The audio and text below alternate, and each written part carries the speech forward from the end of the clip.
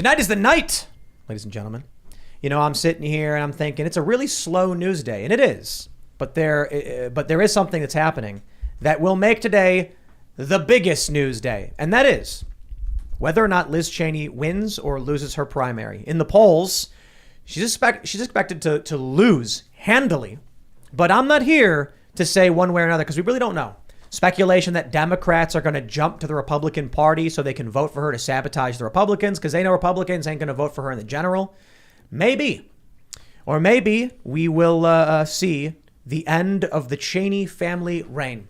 And this will have a huge impact, you know, moving forward with Republicans should they win in the midterms in November in the general. What that means for Donald Trump, what that means for investigation. So we'll get into all that stuff. We got a couple other really big stories. The FBI reportedly stopped a bunch of traffickers and rescued a bunch of kids. A lot of people on social media are saying two things. One, well, that's really good. Thank you very much, FBI. Yeah. And two, they really needed a win right now. So maybe they cleverly timed this one. So we'll get into that. Plus, we'll talk about a bunch of other weird stuff, too. We've got while we're waiting for the results to come in, and we'll see if they come in, you know, I suppose early enough for us to get them and then talk about it. But we'll be talking a lot about what's going on with the Republican Party, with Liz Cheney, with Kinzinger, and Alaska's also having their primary. And then we got some other stories, too. We'll talk about the Line City. You may have heard about this. Saudi Arabia building this big linear city. Very weird. And Tesla's Optimus robot. Oh. Before we get started, head over to timcast.com and become members if you'd like to support our work. And you'll get access to the Timcast IRL Uncensored After Hours show. And let me just stress that last night's show was probably one of the spiciest. And it was so spicy, I was like, I don't know if we can even put this one up on iTunes because we usually put one of the members only on iTunes on Sunday for the Uncensored show. But this one's about a dog that got monkeypox. And I'm going to leave it there for the sake of being family friendly. Yes. How did the dog get monkeypox? Mystery. And where was the monkeypox located? Oh, gosh. Uh-huh.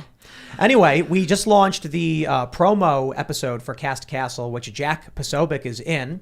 And there's a really, really funny bit, so you want to check that one out. And whoa, that's not a bit. It's real. It's totally real. It's 100% It's real. totally What do you real. mean Yes, it's absolutely. That's right. We had to say that for the script. Yeah. That's right. Oh, yes. So smash the like button, subscribe to this channel, share the show with your friends, and of course, Jack Posobiec is here. You know, when you said tonight is the night, I thought you were about to say tonight is the night when two become one. Oh, You yeah. know, from Spice Girls? You No. remember that one? Nope. Not up on the Spice Really? Girls. Sorry, Jack. Really? Nobody? No. They were great. Chad, help me out on this one. Help me out on this one. Ginger spice. But guys, no, Tim, I do have to apologize because I brought a hate symbol. Oh, don't here you can't show that. No, I You're can. gonna No, have I'm to- going. Well, I'm you're sorry. gonna have If to it's expose taken off it. YouTube, I'm doing it. So I'm doing it. I got my hate symbol right here. Oh, my Oh, no. gosh. Right here. What is Belt happening? fed prayers Woo. directly into the face of the demonic. Oh, my goodness gracious. just Belt boom, fed boom, prayers. boom. We can even get crew. That's a nice We can one. get crew served up. This is a rugged rosary. That's It's great. by Rugged Rosaries. Douglas rosary? Douglas Ernst. Just for because Set this up. a lot of people don't know. Context, Context. Yeah. A couple outlets. Well, was what NPR? context? It's a rosary. It's They a said hate symbol, obviously. rosaries have been co-opted. No, the by- Atlantic. It was the Atlantic. The Atlantic. Yeah. They said rosaries were co-opted by extremists. Apparently, Get outta here. These that's people are that's a new one to me. I mean, we actually do funny, like, I mean, not funny enough, but I mean, we do the rosary every day in my family. I do it with my boys. That's just, we went over to Poland. We were saying the rosary over in this basilica that's near my family's village where we're from, Posobiec family, village back home. So it's So you admit it. definitely. So I admit it. Oh family yeah. extremists. Put it this way: if that group of, if you're living in a degenerate society that's controlled by people like that, and they call you an extremist, then I say yes, absolutely. Well, we should definitely talk about Yeah, this we will. because it's just so crazy. And well, thanks for coming, Jack. We also have Derek Harvey. Hey, good to be here, Tim, and good to be with my good friend Jack. And it's been a fun time this summer, and looking forward to some good things coming up. Is that pillow story true? So, okay, no, Tim, I mentioned this beforehand, but I don't think Ian was in the room, so I may have to bring this up. Ian, do you know about the backstory between me and Derek? No, I'm going to need to know, though. Okay, so 4 years ago, sure. and you can see what's on the shelf right behind me, and So the cute. alpaca has been put to sleep. That's true. By the travel size My Pillow. That, believe it or not, and Derek, you can back me up on this, he was the first person to ever give me my first My Pillow. He started 100% true. He started 100%. all It's of true. this. It's true, right? I forgot all about that. Yeah. Let's not read too much into that. Well, no, it was, Right. your wife got it for us, actually. Right, but right. In all seriousness. So Just a complimentary pillow? We purchased a few extra ones, and Jack had said some things, and we thought, oh, well, he said he had a bad neck or something at the time. I did not say I had a bad neck. What are you talking about? Bad neck? What's getting this? I'm just imagining I don't have that page in the script. Where is this? slowly being handed to Jack, and his eyes are glowing, like sparkling. He's like, So we gave it to He you at the touches it. picnic or something, didn't we? He was at the picnic, yeah. And then you got a taste of the comfort? And then you were like, I'm never looking back? I've never looked back, and now I I- see pillows that are just substandard everywhere I go. Yeah, I know. we have to right? do this for Cast Castle. Yes. This scene. As soon as you touch the pillow, it like the camera zooms into your eyes, and you see like eternity, the Locked truth. in. Exactly. Pictures him like laying on a pillow, floating around in space. What's and that? stuff. What's that thing All from the a- secrets of the universe. What's that thing from Adult Swim? He's like, I've seen beyond the find the star. Oh, I don't know. It's just like Of course, that, he was yeah. actually wondering, what the heck is Derek giving me? Give me a Well, they come pillow. in. The pillows they come in like a. It's tube wrap. It's sealed, and so it's pressure wrapped. So when you get it, it's actually kind of rolled. This is not a commercial, No, by it's the way. not. This It's is really like not, yeah. actually a story. No, there's they're actually a telling. story, right? So they're rolled, and I was like, what the heck? Why is my pillow rolled? And then he said the thing about the dryers. You have to throw it in the dryer for like one spin. And then I was like, all right, fine, whatever. And I definitely left it in the bag for like 6 months and then didn't even think about it. And then finally I just said, I'm going to give this a shot Even one better. day. Now I'm imagining Jack gets the pillow and doesn't care. And then it's like 6 months later, he goes into his basement and what's this? And he picks it up and It's glowing. blows the Yeah. Yeah. Anyway, we'll talk more. Derek, thanks for being The here. rest is history. But it was Derek. It was not Mike Lindell. It was Right on. Derek Harvey. Very cool. You Yeah. worked with Devin Nunes. You've been on the show before, and I think you recently won a primary. Yeah, I did in Washington County, running for county commissioner, a Republican primary, and now it's up against the Democrats in the fall. Right on. That's awesome. Cool. What's chilling? Yeah, dude. What's county commissioner consist of? Well, we have oversight of a lot of programs in the county, school budget, roads, highways, sewer and water, Oh, wow. zoning, Yeah. just a lot of sheriff's department, law enforcement, That's great. about an $800 million a year budget. We're trying to protect the history and values and character of the county. It's a great place to live, and we like to keep it that way, not become Loudoun County. Yes. All right. We got Lydia pressing buttons. I am pushing buttons in the corner. Delighted to have these two gentlemen, this great minds trust. I'm stoked for the pillow the alpaca is sleeping on. Let's get going on the news. this evening. Let's jump to the first story from CNN. Liz Cheney faces referendum on her Trump criticism. Just that in tough Wyoming primary. You know, I don't need to say too much based on this story. This is just the lead story. Harriet Hageman is polling way higher, and everybody expects Liz Cheney to be soundly defeated. And I'm seeing a lot of criticism because what are they calling her? A carpetbagger? Is that it? So, you know, she's not from there. She doesn't know the community. Yeah. She comes from somewhere else. And then what she does is Wyoming is, this is why, I'll tell you, I think she's going to lose. A lot of people do. I don't want to jinx it. I don't know. Who knows what happens with Democrat crossover or whatever. But Wyoming is MAGA country. Quite literally, the #1 most Trump supporting state in the union. Yes. And Liz Cheney is the #1 TDS, Trump derangement syndrome politician. I don't understand what she thinks is happening and why she didn't just retire like Kinzinger did. I almost feel like it's a pride thing at this point. You know, this is our party and we want you, and keep in mind, she thinks she's right? She thinks she's riding some wave of something that over time that the establishment will still be able to win. So the establishment can come back, defeat all of MAGA, tell all the deplorables to shut up, that she'll be able to go. She's all in, right? She's all in. And whether that includes a presidential campaign in 24, which, oh God, I hope she runs. Please, Liz. Yes. Please run in 24. Please I'd love do to this. see her on a primary debate stage with Trump. I mean, come gosh, on, yes. right? Talk about a steel cage match.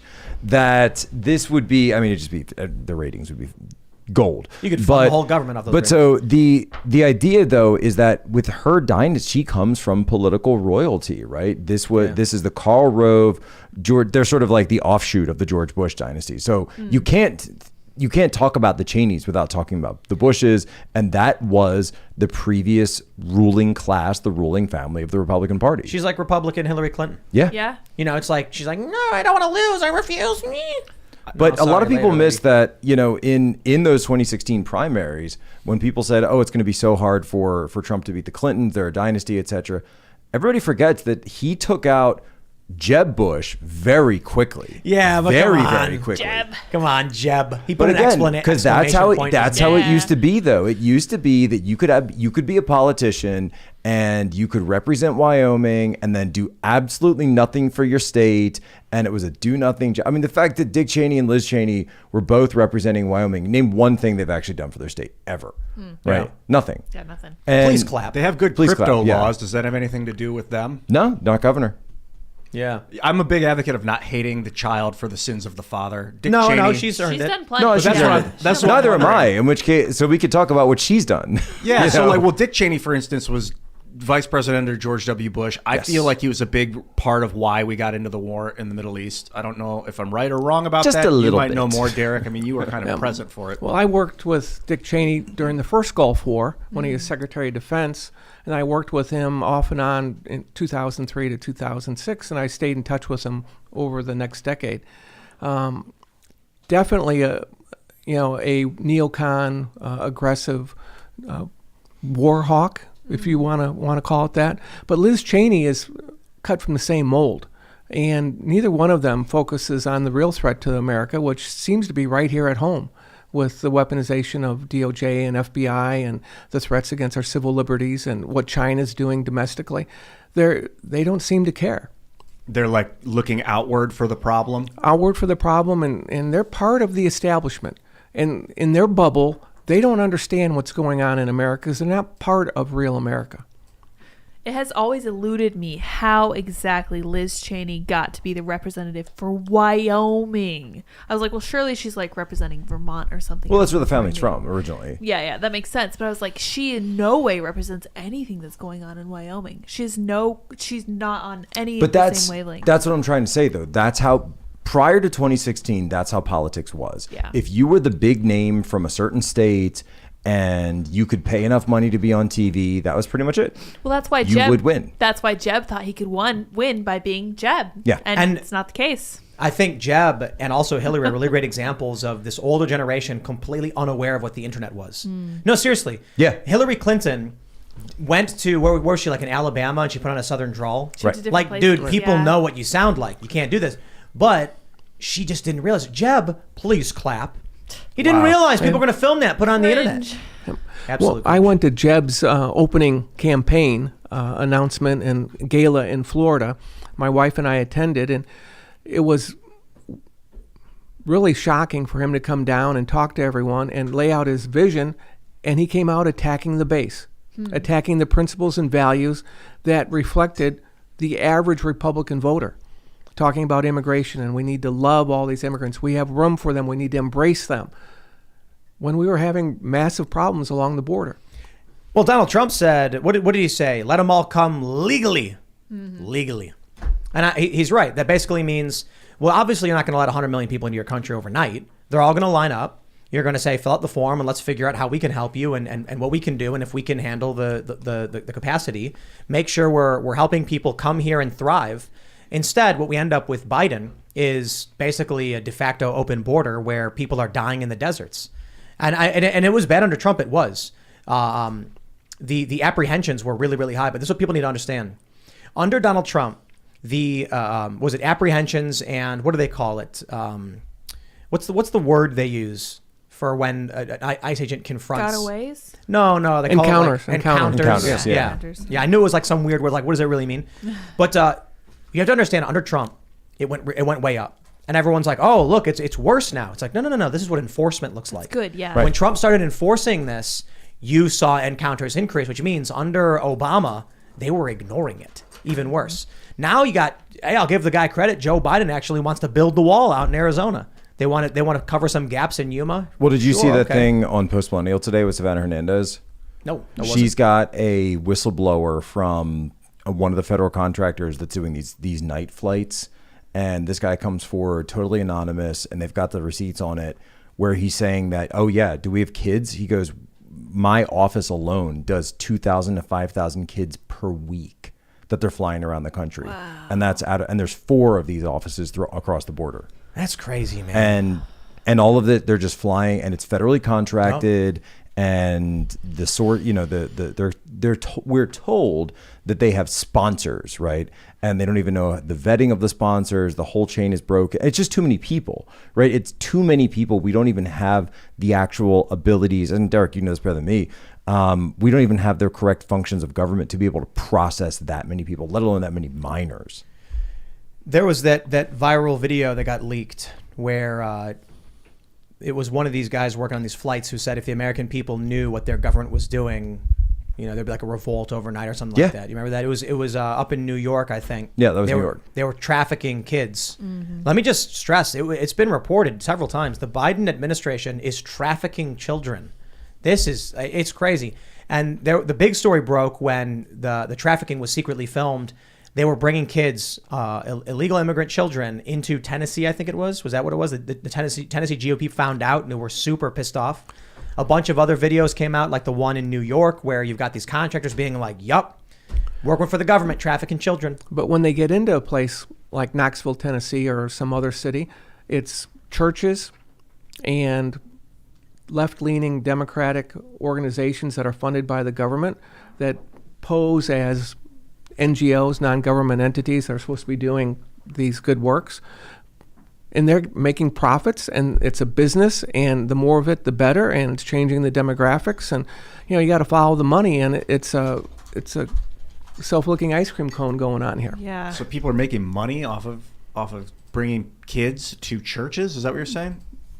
To towns, the people are offloaded. They get funded by the government, the state and federal government. There's a ton of federal money in this. A ton of federal money.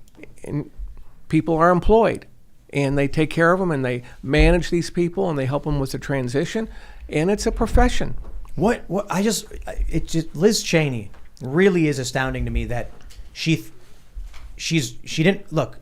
Tons of these established Republicans retired, and they've been retiring like crazy, realizing it's over. There's a MAGA wave of Republicans who care about this country that are starting to come in that want to see real change.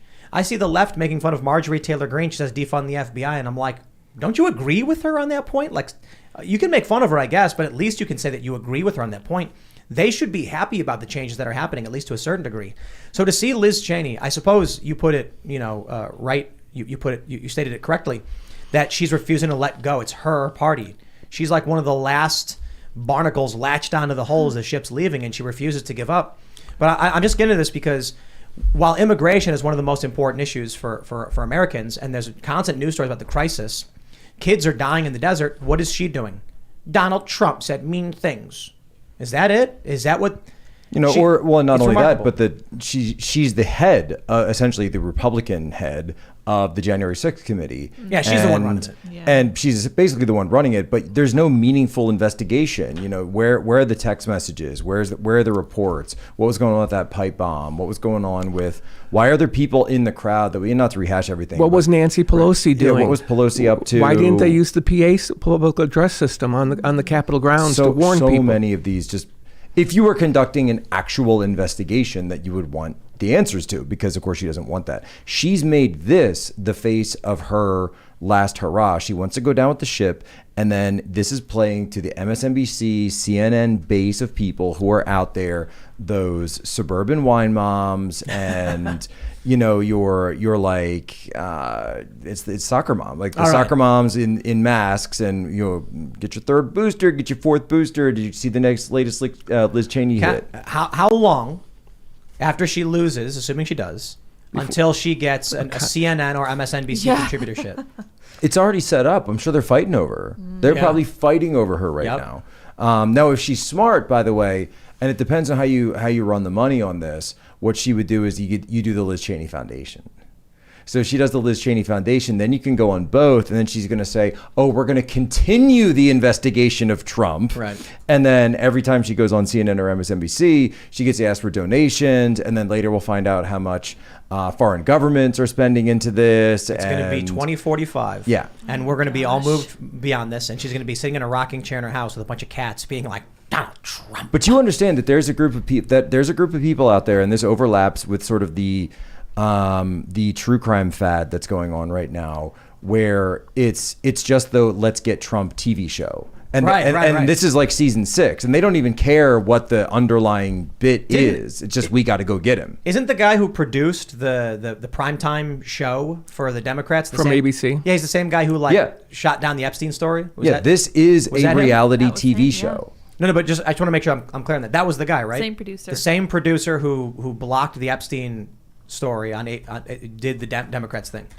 That is it's kind of amazing how you like we need to start doing 6 degrees of Epstein. Yeah, we might not even need 6. It's like 2. Okay, and the judge who signed off on it, on the warrant, was the lawyer for Epstein's pilot and his lieutenants, and 1 degree. There we go. And then tomorrow he's holding the hearing on the affidavit. Remember that epic viral video from the Alex Jones trial, where the lawyer is like, "You're claiming that the government is involved with trafficking," and he goes like, "Oh, you mean like what the Epsteins did with Clinton or whatever?" No, ain't Jeffrey Epstein. And then the Thug Life sunglasses come down. It doesn't matter what you say if a pair of 8-bit sunglasses appear on your face. That's right. Well, I just think it's funny that we have known now, I think for a couple of years, that the Biden administration, well, a couple of years, like since last year, I guess, a year and a half, that the Biden administration has been trafficking children into the U.S.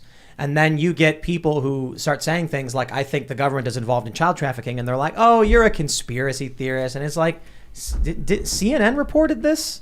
Like, there's videos night of it. Flights. Night flights. They take these kids from the border, put them on planes, and they fly them all across the country to random places. And then there were stories about like these kids going to these shelters, and the shelters are overwhelmed, and they're like, we don't know what to do with all these kids. Why are they being sent to us? Yeah, that's what the Biden administration is doing. Yeah, but if your world is only what you see on MSNBC in that alternate universe of reality, what are they to believe?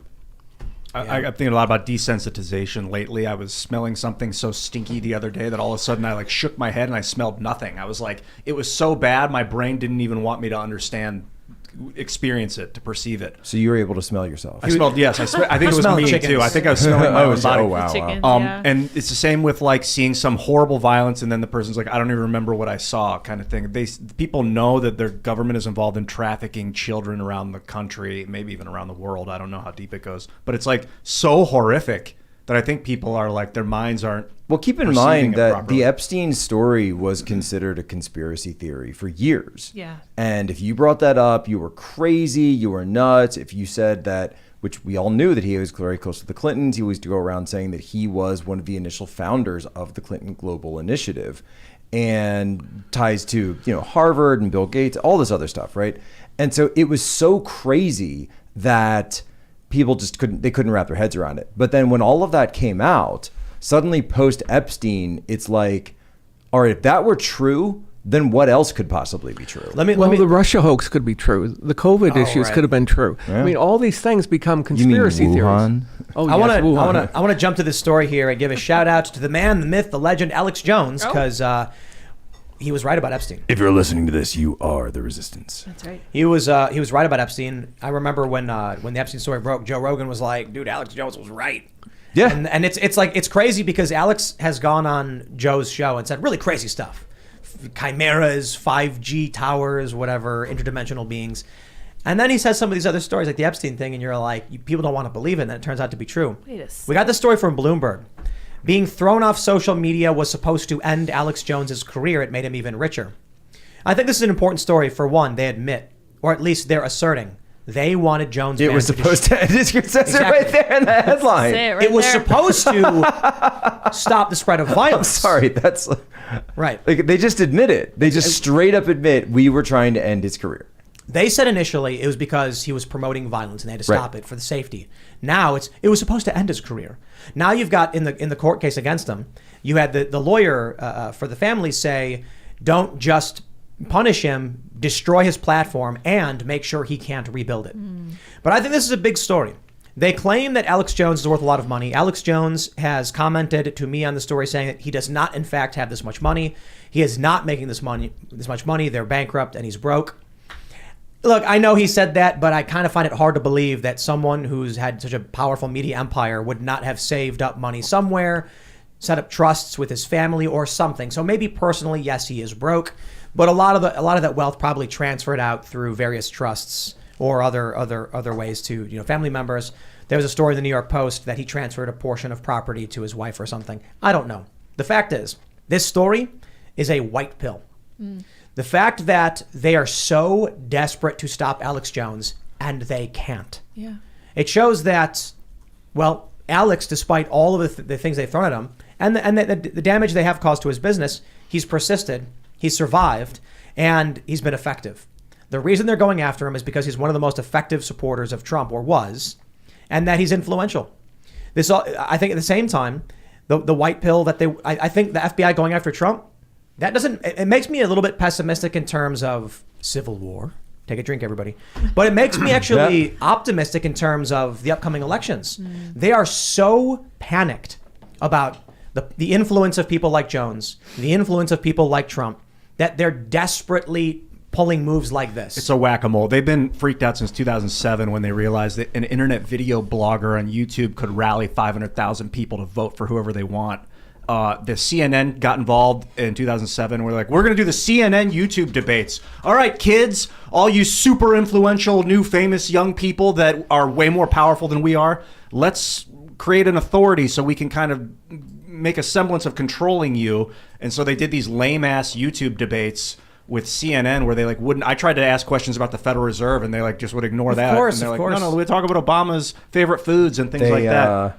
They're in complete, hanging by a thread, the global financial market. I didn't know what globalists were. The liberal international economy. Yeah. That's it. The lie. I love it. But I remember back in the day, but 10 years ago, Obama did the Reddit AMA, the Ask Me Anything. It was a big deal. Huge deal. But he only answered 10 questions, and they Right. were very stocked, what would you do with healthcare? Bull.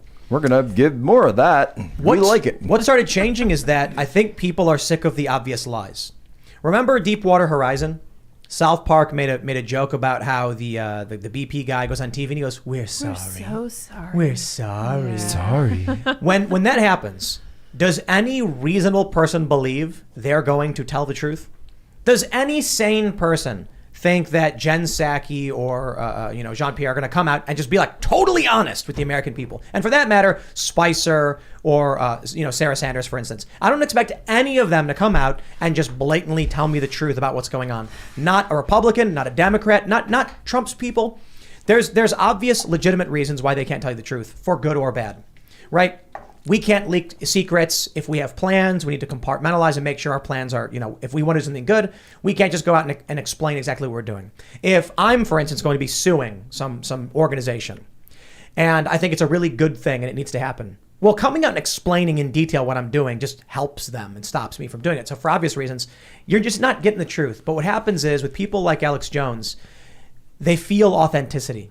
And that was a big shift. Whether Jones was right or wrong, the dude believes what he's saying. Yeah. Oh, he's right. A lot of times, he talked about the globalists in 2005 and 6. I was like, okay, I think he's being a little hyperbolic. He's being vague. What the heck is he even talking about?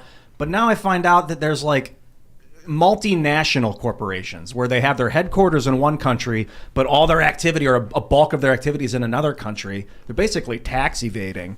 And that's that's what he's talking about. He's talking about globalists. He's also talking about World Economic Forum crap. Remember, I don't know if you guys have been watching or listening to Alex Jones for a long time, by chance. I don't know. But I remember, so I've been on the internet my whole life. I remember the loose change virality moment where people were burning loose change and out of discs and sharing them around with everybody. Well, so when I was in college, I remember that. Yeah, the You would Ron see- Paul you would see revolution. you would see the loose change guys would be around. Yeah. I told this to Alex Jones the first time he came on the show. I was like, I remember when you were ragging on Real ID. When you were they passed this bill, they're going to be federalizing IDs. This is what it means. And he was raising alarm bells about it and the potential problems. And what happens is we're frogs in a pot. The pot is boiling, and we don't realize how much has really changed. But I remember now a few years ago, we go to the airport, and there's all the signs everywhere. Get your Real ID, update your IDs, otherwise you're not compliant. So he was right about it. And he said it would do a bunch of things that it does because he was reading the news and reporting it accurately. Now we're in it. Real ID is here, and nobody cares. Everyone's just oh, I got my ID updated, whatever. So he talks about the incrementalization. One small grain of sand at a time And before you realize it, your whole world is different. Well, just think about this. You go to the store at Walmart or wherever, you make some purchases on your credit card. All that data is there. You go online again on Walmart and you look and you say, here's all the things you've been buying. Do you want any more of those? When the FBI wants data on you, they just send a letter to AT&T or to Walmart or to Chase Bank, and they request that data. Yep. And they have your whole life right there. Your credit cards, your purchases, where you were at. Apparently, the phone companies have been giving people's text messages to like the January 6th committee and stuff like that. Well, this came up also with Ring camera.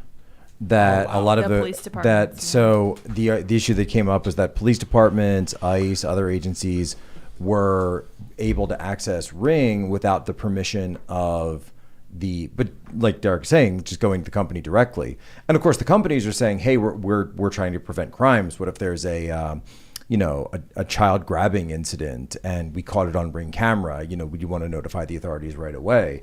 But then the question and you could say, well, yeah, I mean, I think there's some utility to that, obviously. But then the question, of course, becomes, how much are they watching? Do they know when you come in and out of your home? Do they know who's coming in and out of your home? Well, that's What are they metadata, tracking? so yes. Yeah. That's And the they would know crazy. all of it. The crazy thing about metadata, and this is, I think, it's been a while, but I'm pretty sure Brett Kavanaugh ruled in favor of the government's ability to use metadata as not as a violation of the Fourth Amendment. But I could be wrong about that. It's been a while since I was doing research in that regard. But the thing about metadata is, the argument is when you walk outside your house, anyone can see you do it. Right. So that's not a right. You have no expectation of privacy. If the police are sitting in public and they watch you leave your home, they now know you left your home. Well, that's too bad. The argument was that with metadata, when you visit websites, you're not hiding yourself. There's no expectation of privacy when your computer sends a request out. Anyone who wants can see it. The problem is with metadata, it's not just about watching you leave your house. We watch your house, we can guess where you're going. Is he going to work? What time is it? I don't know. He's not going to work. Maybe he's going to get food. Where's he going to go? I don't know. With metadata, they can tell when you're going to poop. And I'm not kidding. Yeah. There was an article about how Facebook accurately predicts when people have to make movements, as it were, because they have all of this metadata. They know when you put your phone down. They know when you're walking. They know when you're likely eating. They can calculate all this stuff.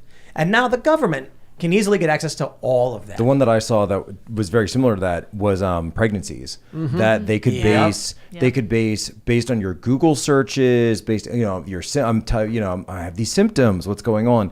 And the case study that I remember reading was a girl had gotten some ads in the mail for like folic acid and basic pregnancy stuff and coupons from the local Target because she was a frequent shopper there.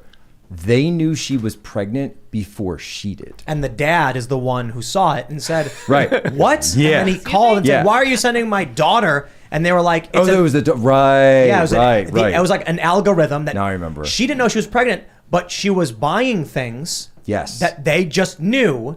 And so this was the pattern that led you to Big Brother knows. Big Brother knows when you'll poop before you do. What concerns me is we're talking about the Fourth Amendment rights, and is it a violation of Fourth Amendment rights? But I think it's so far beyond American government at this point that when we complain about what the American government, the United States American government is doing, it's kind of like just complaining about what one of the lieutenants is doing, because all these governments have the ability to scrape your metadata. It doesn't matter. They don't have the CCP doesn't have a Fourth Amendment to violate. They just do whatever they want. So reality. It is harder in a certain sense for the CCP to get access to our data than the U.S. government, because the U.S. government has authority over these organizations. Well, they just call it Barrack Swallow Oil. They just buy it. Yeah. So the CCP, through any one of the companies they control, can just buy the data, and then they know.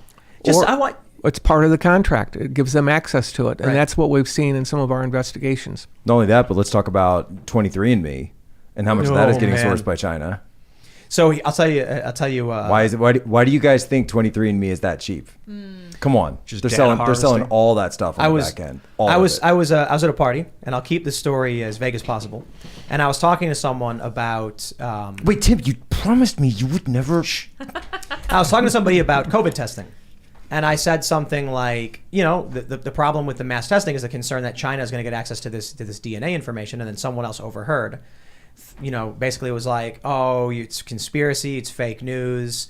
You can't go around saying these things when people here pay attention to the news and knows what's going on. You're lying, blah, blah. And I just took my phone, I pulled up the NPR article that says China is getting access to data through COVID testing. And I just like, here you go. And they were like, well, I'm like, dude, like I do this for a living, man. Right. I'm not making these stories up. I'm reading the news. And that's a lot for, I would say the same is true for Alex Jones. I think the issue with Alex, though, is that he stretches things a little too far. And what I mean by that is atrazine was the big story. Interfering with the endocrine systems of frogs, and then he yells at turning the frogs gay. That was a big problem. They were making them hermaphroditic, meaning they Right. had sex organs of the male and the female. They weren't gay, and he said that they were turning them gay. Like the problem with Alex is that over time is that he leans into the entertainment, the jokester, which is bad for a journalist. But explain this to me. Why does the Rachel Maddow standard not apply to Alex Jones? Oh, right. Why is it that when I forget who it was, but they were suing Rachel Maddow over this, and then she came in and said, well, this is an opinion show. Everything I say is my opinion. And the judge rules, okay, well, then it's all covered. Well, for Alex, I don't even care about legality stuff. That's not what I meant when I was saying the problem. I just am concerned, like, why he's looked at as ridiculed as he has been by society. Because he does both the jokes and the news. No, I hear what you you're don't saying. know which is which. Ripping. So this one thing that happened when he was being sued, I think, is that he claimed he was acting. And then the left came out and they were like, This is oh, one he's of admitting previous it. He's suits. admitting Yeah, it. yeah. And he was like, no, he does commercials. There's a commercial where he rips his shirt off and then flies through the ceiling of his That building. wasn't a commercial.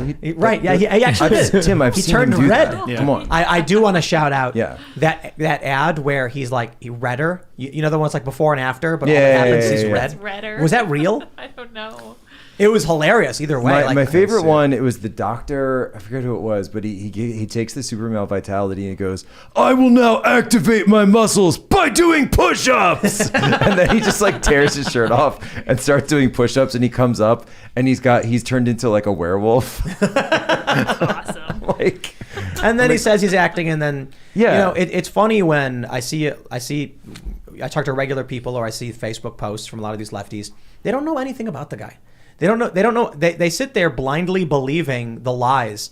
It's remarkable to me that after all of the lies, these people still don't wake up, and it's got to be willful. Well, it's a double standard all the time we see with the media. You know, one standard for liberals, another standard for conservatives. But, you know, this issue that you're touching on, I think, you know, strikes home to a lot of our listeners. Yeah. well, and when I bring up Rachel Maddow, it's not necessarily to point out that it's double standard in terms of the way society presents them. But now you've got a situation in the United States where you're creating, and Derek, you talk about this all the time, this two-tiered system of justice where one standard can apply to Alex Jones and you can ruin him and take away his entire career because he got a story wrong. But Rachel Maddow is perfectly fine to say whatever she wants because it's her opinion. We need parallel economies. So shout out to Dan Bongino's Parallel Economy. Yeah. Shout out to Rumble, and shout out to Public Square. Public Square, love it. If Love you guys Public haven't Square. downloaded Public Square, Public download SQ. it. Yeah, Public Square is an app that shows you all the businesses that believe in your values and all that stuff.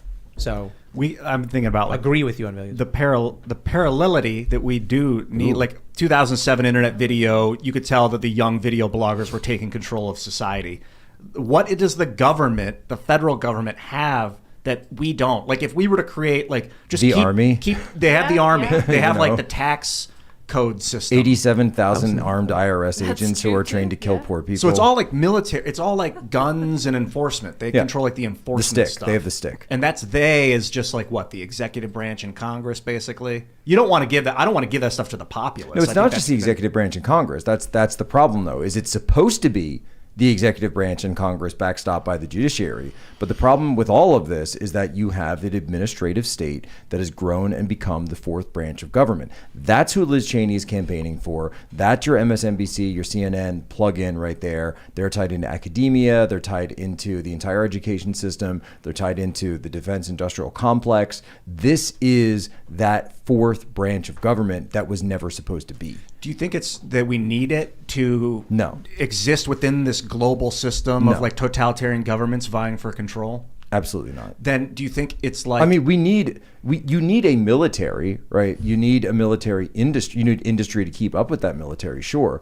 But the power should always be with the representatives. And you have a Congress that's completely abrogated that, because most congressmen, or a lot of them, I'm not going to say all of them, but they would rather go raise money and hang out on the golf course and then do whatever the lobbyist wants. It's the rulemaking and enforcement mechanisms of EPA or Department of Education with new rules and executive orders on lots of different issues that affect our kids going to school. It's the DOJ and FBI being immune from real oversight and control by the executive branch, the president, whether it was President Trump or whether it's Joe Biden, who says, I don't know what's going on. No one's talked to me. By the way, we do have a little bit of breaking news on the Liz Cheney front. Oh, what if is you guys it? want it? Yeah. So Washington Post has a sort of they're setting the stage. So it's a stage setting article, because we're 20 minutes away from polls closing here. Let me pull it up. What's the title? It is Bracing for Loss. Liz Cheney says primary is beginning of the battle. So what's going on here 6 is that minutes her press team has pumped this out. They want this to be the narrative. And even though she may not win, she's building her campaign into a nationwide movement to stop Donald Trump. There it is. And there it is. I'm telling you, that's exactly what this is. The show must go on. The show must go on, because the Stop Trump movement has become a proxy war of the establishment versus the people. And they're using the avatar of Trump, the specter of Trump, as the great orange whale, as a way to get you to Derek's point, to sacrifice your civil liberties, to go after the political opposition, whether you're someone, and if you are someone who's an effective voice against an actual opposition voice, by the way. I don't just mean, arguing about one of the little things that they let you argue about. I mean, actually stepping up against the regime, they will strike you down. We just watched the show trial of Steve Bannon. Let me jump to the story from the New York Times. Alaska's voters will try out changes to primary and special elections. So horrible. They've got ranked choice voting. And, they say voters in Alaska on Tuesday will test for the first time a new ranked choice system for a general election in a special race for the state's single House seat. And they will take part in the state's new open primary system, which was first deployed during a special House primary in June. That combination right there sounds like let's put it this way. We're not changing the elections. We're making it better. They changed the rules. Fortified. With open primaries, I think, are bad. I used to not understand why it mattered. Now I totally get it. Because Democrats can vote in the Republican primary to sabotage the Republican Party, so that when it comes to the general, nobody wants to vote for the Republican. Like if the Democrats vote for Liz Cheney and she ends up winning, Republicans are going to be like, whatever. And then a Democrat wins Wyoming. That'd be crazy. Now we have ranked choice voting. I've been a fan of it for a while. But one thing interesting that comes up with the way they're doing it now to consider. It is widely believed, or actually Jack was mentioning it just before the show, that this is going to help Murkowski maintain her seat. Do you want to explain? Right. Because in ranked choice voting, if someone doesn't break the threshold, then they start counting the second choice votes.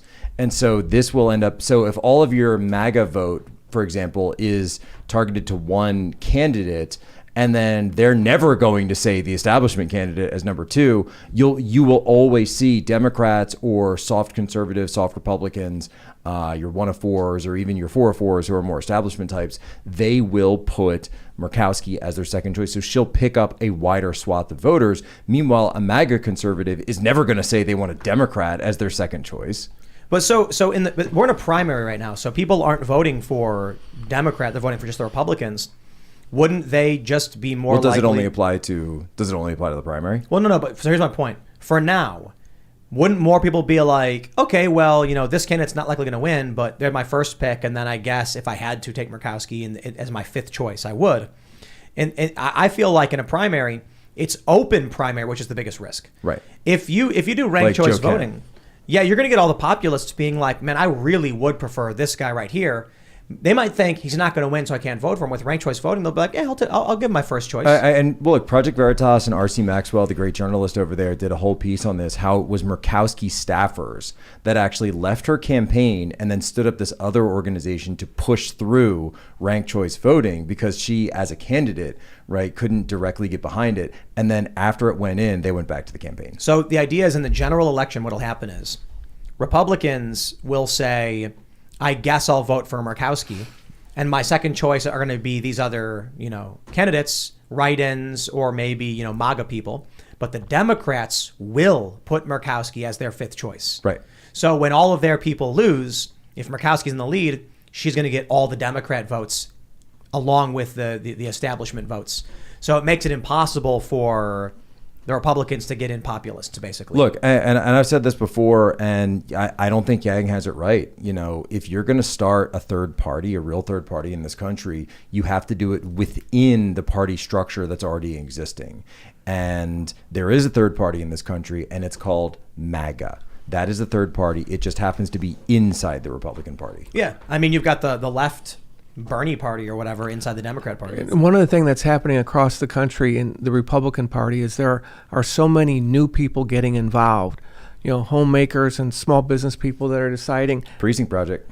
The Precinct Project, that's absolutely right. And small groups picking up Patriot Moms, Voices of Washington County or Voices of this county. People are getting involved and they are going to school board meetings, but many are deciding to run for these obscure offices because they all matter. And that's the building block of that future party, Jack. Yeah. And these are almost all very conservative, principled, valued people that supported Donald Trump.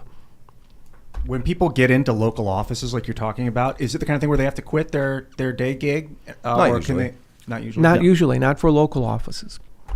So how does that work, right? So you just won the primary for county commissioner, is that right? Yes, and I'm going up against a Democrat in the fall. And if I do get elected in the fall, technically it's a part-time job, but it's a full-time demanding job if you're going to do your job correctly. It does pay a salary of about $38,000 a year, but you're voting and managing a budget of nearly $800 million across the board for the county. Wow. So it takes a full-time effort to go to meetings, to go to commissions. There's a couple dozen commissions that are, elderly commission, there's the women's commission, there's zoning, water commissions, those things that you have to be aware of what's going on. And lots of issues are coming forward. And you're trying to get the job to manage $800 million for a $38,000 salary. This is the challenge of politics right now. That is an insane. I could not imagine trying to manage a budget like that, and you effectively have to do it for free. You have to really, really want that job. You got to care about your county, your hometown, the future of your kids. Yeah. Or throw it away and just make sure that some of that millions goes to people you know. I mean, I was downside. just going to say that yeah, you're exactly right. That on the flip side of this, for people that aren't maybe already independently wealthy or have a stable career outside of this, that's where bribery and that's where money comes in, because they'll say, hey, sign off on the zoning board for us. This happened in my hometown with we lost a golf course out to a hospital that nobody wanted, and this wasn't county level, this was township level. And the company went in and just bankrolled a couple of Democrats that would vote for the hospital, and then got them on board. Boom, golf course gone, hospital in. There you go, and that's it. That's the way the system works. I remember when I was younger, I noticed that all these skate parks that were popping up were garbage, just like the worst. And I just didn't understand why. I was like, why are they so bad? Because they're the X Games. They obviously have good ramps. Why aren't those companies making it? Yeah. There was a community meeting in one of the neighborhoods where a local construction company was like, it's going to cost $500,000 to build this park. And then as the story goes, some guy grabbed his phone and put on speaker one of the big top tier companies that makes all the big parks, and they said, we can do this for 100. That's ridiculous. But the city still went with the guy who said 500. What I was told was that in many of these circumstances in the city, the people who build skate parks have no idea how to build them, but they're the lobbyists. They're the companies that fund the local politicians. So when they call up and say, look, I need a favor. You got the budget to build it. We can build it. Go with us. We support you. Say, okay, fine. What's the harm? It's a construction company. They know how to build a skate park. We'll go with them. They're here anyway. Then what happens? they don't know how to build a park. Skate parks are very specific, and you get dangerous garbage parks, and you're wondering why. Man, I got to tell you, they built this one park that they built the dimensions of the bowl wrong. So a bowl is like a pool, right? You've got multiple transition ramps that go around an edge, and they built them so compact and tight. One guy, I remember I was skating, did not know it was built wrong. And if you've been skating, most ramps usually are built correctly. So you just ride around and you know how to make your moves. And he went up to carve between these two walls, and they were built like a 90, like it was like a wall. And he slammed into it, bashed his skull, and was left bloody on the ground. Oh. That is because, and this is what I'm told, the city decided to go with a crony over an actual construction company. That's what happens with cronyism. You're saying regarding cronyism, so they'll say a corporation will be like, we're going to fund these Democrats to make sure that our skate park gets built. So if you were the county commissioner, would there be other people on the commission with you voting? It's a 5-person commission, and it's a majority vote that will make the determination on a budget or an issue of a purchase for the sheriff's department, like new equipment, or for the fire department, because it's fire and rescue, EMS, sheriff's department. Those are all under the county. And your role will be one of 5, basically? One of 5. So how does that work when people vote? Like, it says vote for 5 county commissioners, and it's a big list? Right. Wow, that's crazy. Yeah. All right, well, good luck. So but you're not just up against one Democrat then, are you? No, there's multiple Democrats. So, and you're up, in some ways you could say you're up against other Republicans. Right. Because it's a food fight at that point. So what is it, top 5? It's a top 5, and in Washington County, Tim, as you know, it's a heavily Republican. It was a Trump county by about 61%. MAGA country. Yep. Yeah. And we've got people that really care about their county and the future here, and we've got a great slate of good candidates across the board. But then I just remember from back home, my county was you have to have certain number of minority seats. No, there is no requirement for any identity politics. And I'm pretty sure Washington County sent a letter requesting to secede from Maryland to join West Virginia. Yes, they did. What's the percentage chance yes, that's Tim, that happen? letter was sent and received. Is that actually on the table? Is that I mean, it was like 3 counties, right? Western Maryland. Right. Well, I find that the succession idea to be a major distraction from our ability to actually work on the hard issues that we have an opportunity to make progress on. But did you see the district change with the new census? Yes. By cutting out basically what was it? They had the Frederick suburbs in the Western Maryland congressional district. Well, the congressional district for Western Maryland is the 6th congressional district, and we got David Trone running against Neil Parrott for the congressional seat here. And by the way, David Trone does not live within the district. That's right. Okay, and you're allowed to do that? You're allowed to do that here. Okay, and the other issue is, the gerrymandering was challenged in court, and it came out a little bit better for Republicans because of the court cases brought by Neil Parrott and others. So, but we do have. It's like a Republican district now. It wasn't. No, it's still a majority Democrat district because we've got parts of the D.C. suburbs as part of this district that represents all the way out to the very end of Western Maryland. Wow, really? So very dissimilar areas. Wow, this is CD Maryland 6. CD 6 Maryland 6th congressional district. Yeah, it's D+1. Wow, that's crazy.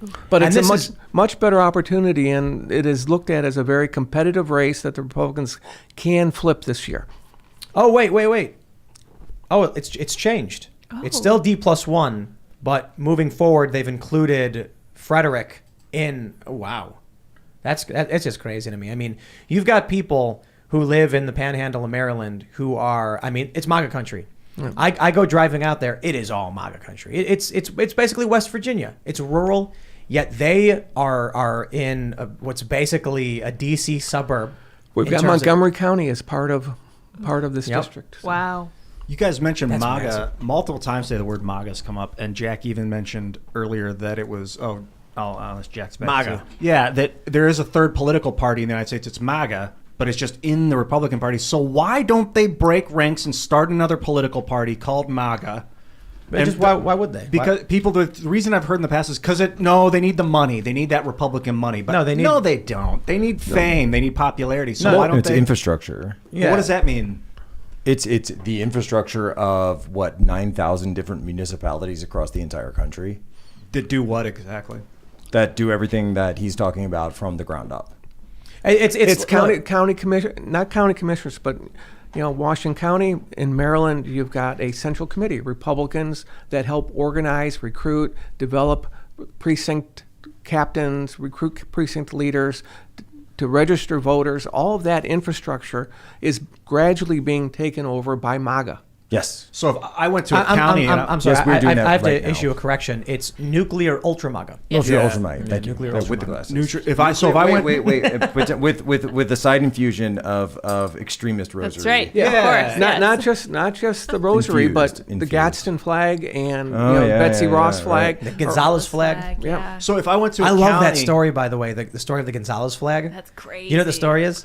I looked it up. It was the colony of Gonzalez. They had they requested armaments. They got one cannon, and then the Mexican colonels or whatever showed up and said, "Give us your cannon." And they were like, "No, come and take it." And they held up a flag with their one little cannon on it, like, "Come Drew a and take picture it." of it. It's I love amazing. It. So great. That's all it was.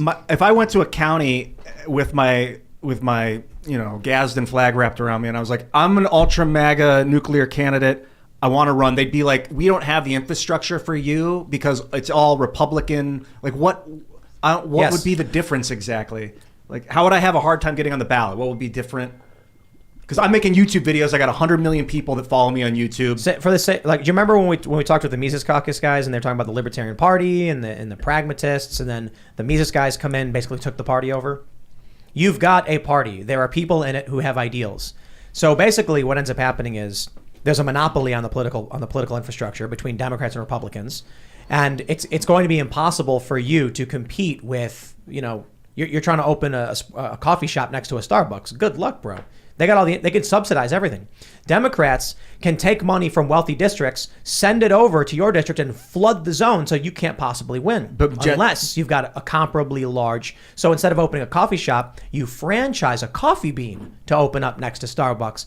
And you got to give some of your profits. And so, but now you're going to do things the way you want to do But them. it's all money. It's all money. So It's not just money. It's But infrastructure. it's also because the United States has a winner-take-all system and not proportional representation. Right.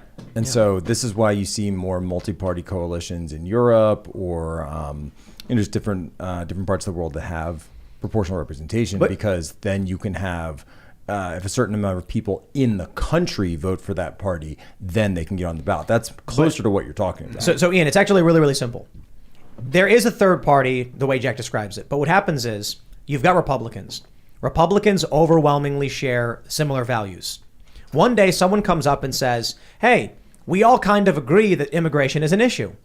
Why don't we put that on our agenda list to fix the border?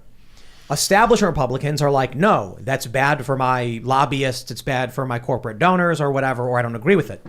But one day you wake up to find that 60% of your party agrees we should secure the border. All of a sudden now you're seeing a change of the candidate's style and the way they talk and the ideas they promote, because they have a higher priority on issues that their party already kind of cares Is that about. like, are they getting marching orders? They're like, hey, now 60% of the head of the RNC wants this, so then they send. It's also new generation. A new generation entered entered the Republican Party, and if you look at someone like me, I didn't vote for Trump in 2016. I voted in 2020. But I came from the internet position of like the hacker culture and freedom and liberty and anarchy and things like that.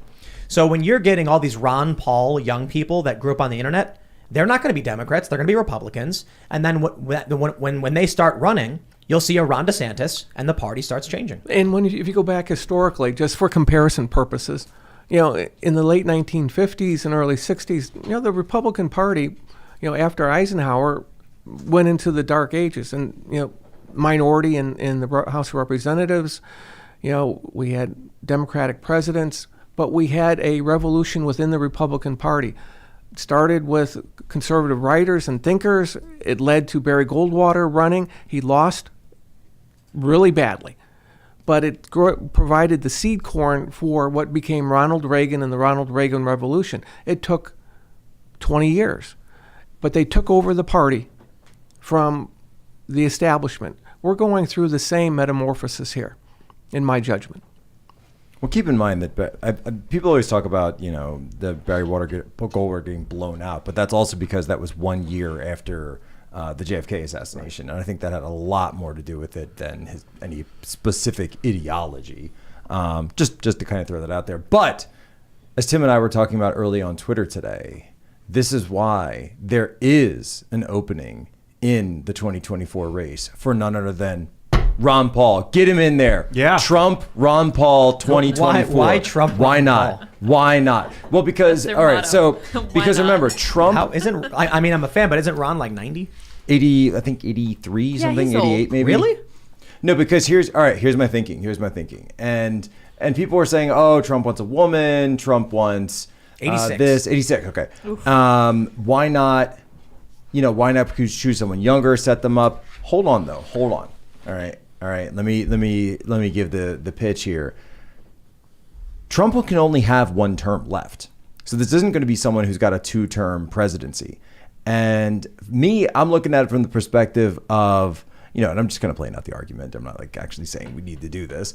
But we want somebody who's going to get in there and actually clean things up. And wouldn't that be more interesting if you knew that the person on your team also wasn't considering having a future career, go on to do more in politics, that you could bring a guy in who isn't worried about the future because, he's pretty much at the end of his career to begin with, and go in and actually clean house. I mean, yes, I would absolutely take a Ron Paul government over 99.9% of any of these politicians. So, sure. It's not a bad idea. Rand Paul as well. I'm just imagining Ron getting in and being like, oh, the first thing I'm going to do is end the Fed. And then Trump's like, whatever you say, Ron. And then everyone cheers and Ian has a party. Great. And There you go.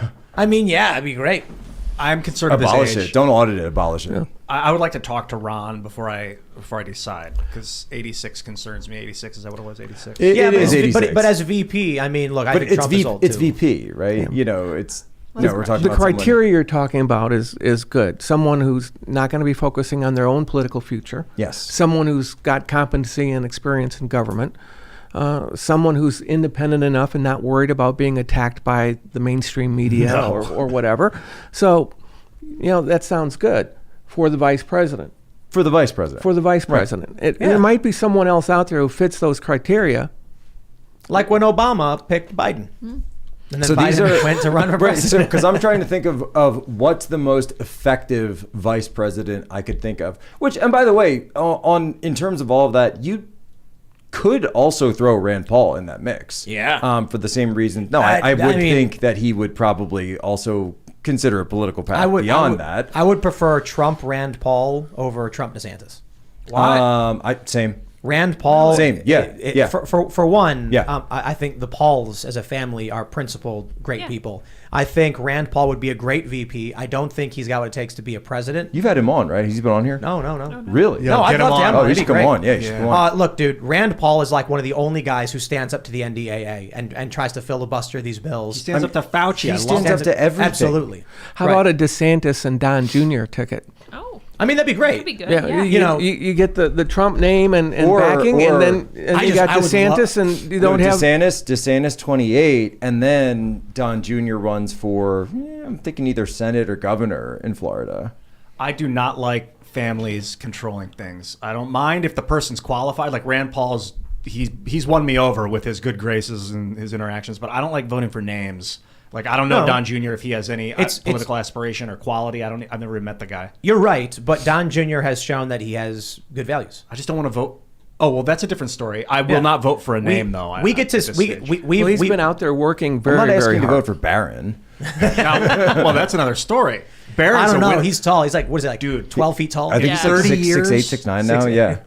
Sanity. Yeah, the story of Barron Trump, as Yeah. told by Barron Trump. Yeah.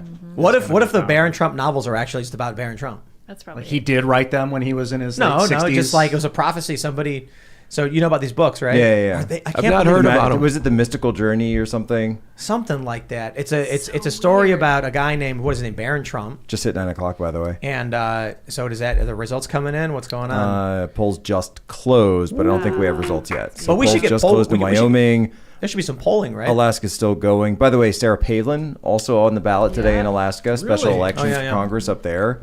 Kind of incredible. So I believe she's the front runner for that. You know, strangely, And then Kelly Shabaka, by the way, if we haven't said her name. Yeah. I just searched Barron Trump on Brave browser, and a lot of the pictures of him are like when he was a little kid still. Where's all the pictures of Barron today? He's taller than his dad. He's a Can giant. you I set wonder- it for like, type recent. Let's add do that. 2022 and then set it for Because like I have last- a feeling last he's month or big and so. beautiful now, and the media doesn't want to show how wonderful a Trump man can become, like the tall There's- gorgeousness. He looks like his dad. So there's He really a book looks like that his was dad. written in the 1800s. 1800s.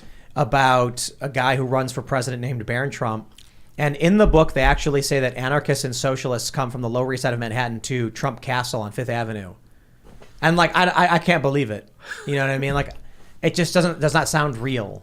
My favorite Ingersoll Lockwood, I think, yeah, is that's the the guy who wrote writer. it. I've talked about. I think I've said this on here before, but my favorite one of those theories is that Steve Bannon actually, so that Bannon actually is Barron from the future, who has been sent back to guide his father.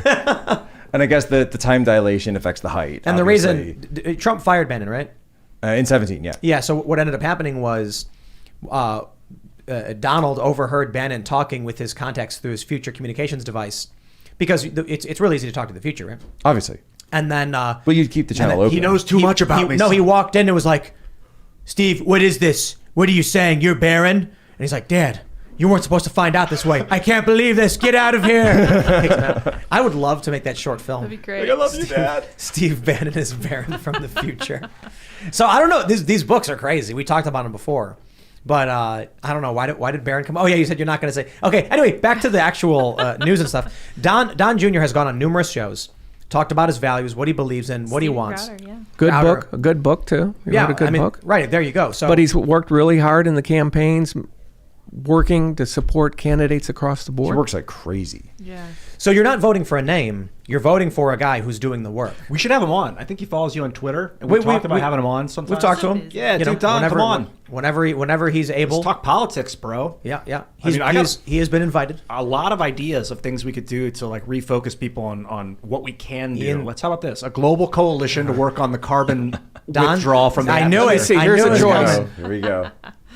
Hunter Biden, Don Jr. Don Jr. Yeah. Compare really. and contrast. You know, It's crazy, isn't it?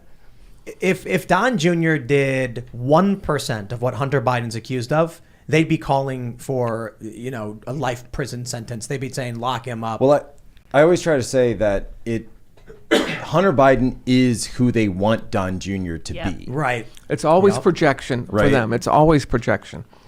Yeah, I mean, well, it's deflection, right? They know that they are doing something wrong, or it describes them, so they have to. Well, that's you. That's you. No, that's you. Donald Trump engaged in a quid pro quo with Ukraine. It's like Trump actually uncovered Biden's quid pro quo with Ukraine. Yeah. No, that was you. Well, it's actually the best way to get ahead of. So in politics, the best way to get ahead of a scandal is to accuse your opponent of doing the same thing before it's come out. Radicals, So yep. you accuse them of, even if it's completely baseless, you accuse your opponent of doing this. And Nancy Pelosi has talked about the wrap-up smear a million times, and Scott Adams has been talking about this recently, just reminding us of it, where she explains, well, first you make the accusation, and then you get some place to report the accusation, and then you get a reporter to go and question them Yep. about the accusation and get them to respond, and now you've done the wrap-up. And then you get Exactly. the FBI to have a leak to their favorite reporters Yep. and to go brief on the Hill so that they get a committee, the Gang of Eight. And then the Gang of Eight then tells reporters that, we have a serious allegation here against Adam Mr. Schiff. Trump. Right, that's what Adam Schiff You did. had a tweet where you said you thought that the affidavit would reveal the FBI's source was the mainstream media. Yeah, so, and people were asking me what I meant by that tweet.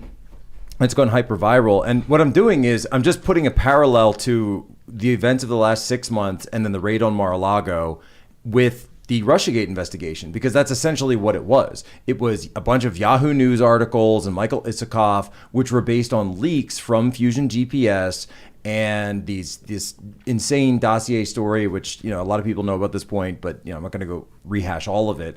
But the idea was they were using circular reporting in that they were, to what you basically just said, Derek, they're leaking things to the press that they want reported, and then the DOJ, because again, the DOJ has to have some kind of probable cause, right? So they are making their own probable cause. And then you add in, like, you know, some innuendo, you add in some whisper down the lane, some hearsay, some rumors. Oh, I heard he's got documents, Sources stuffed in his pants. I heard he's got, this one, you know, uniform division of the Secret Service, and she saw a box of I remember the one, the New York Times keeps talking about this. Well, we subpoenaed the surveillance tapes of Mar-a-Lago, and it shows that there were boxes going in and out of a secure room.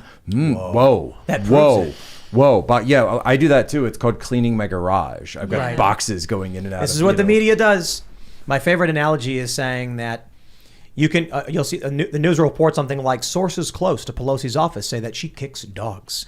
And then they're like, whoa, sources close to her office. What you didn't say was the source was the homeless guy sleeping in the alley who has no real understanding of what's going on inside, but he is close. He's very close. I am telling the truth. You misinterpreted what I was saying. That's your fault.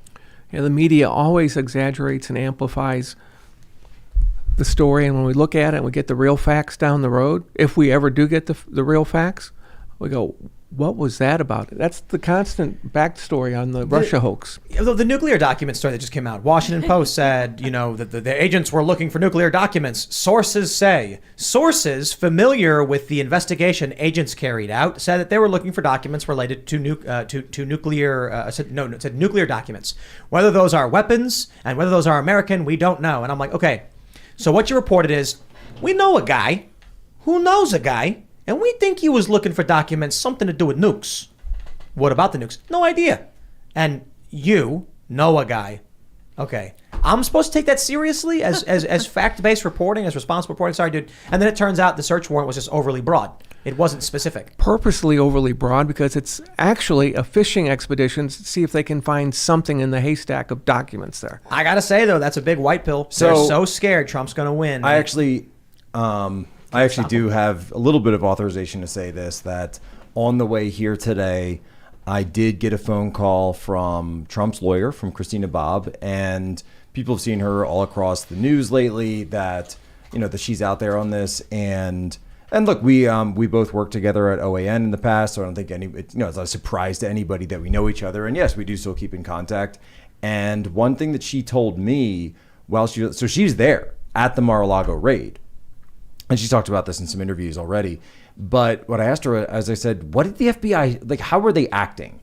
Were they acting, you know, if you got in their face, they were going to arrest you? Or how are they? And the weirdest thing, and she said that I took it was so strange that she said they were acting as if we could keep the whole thing quiet if we were all just kind of cool about it. That they actually didn't think that Trump would tell people that he had been raided. What? And I said, why do you think they thought that? And she said, I think that they thought that he was worried or he might be worried that it would make Trump look bad. And where I'm saying, how did they not understand that this makes you look bad when you're raiding him? Or that this is Donald Trump. And it's right. The dude have you ever met the guy? Well, yeah. And they specifically timed the raid, I understand from some of the readings I did, that they timed it on when Trump would not be there because they wanted to keep it on the down low. Right. And he's not usually in there summer to begin with for this, because Mar-a-Lago is closed for the season. So we're on the skeleton crew right now. And when I talked to Christine, she said, look, I wasn't even there, you know, when this whole thing started. And she, you know, tore down when she heard what was going on, got in their faces to say, hey, you know, what are you doing? What is all this? Can you explain what's going on? And they wouldn't tell her anything.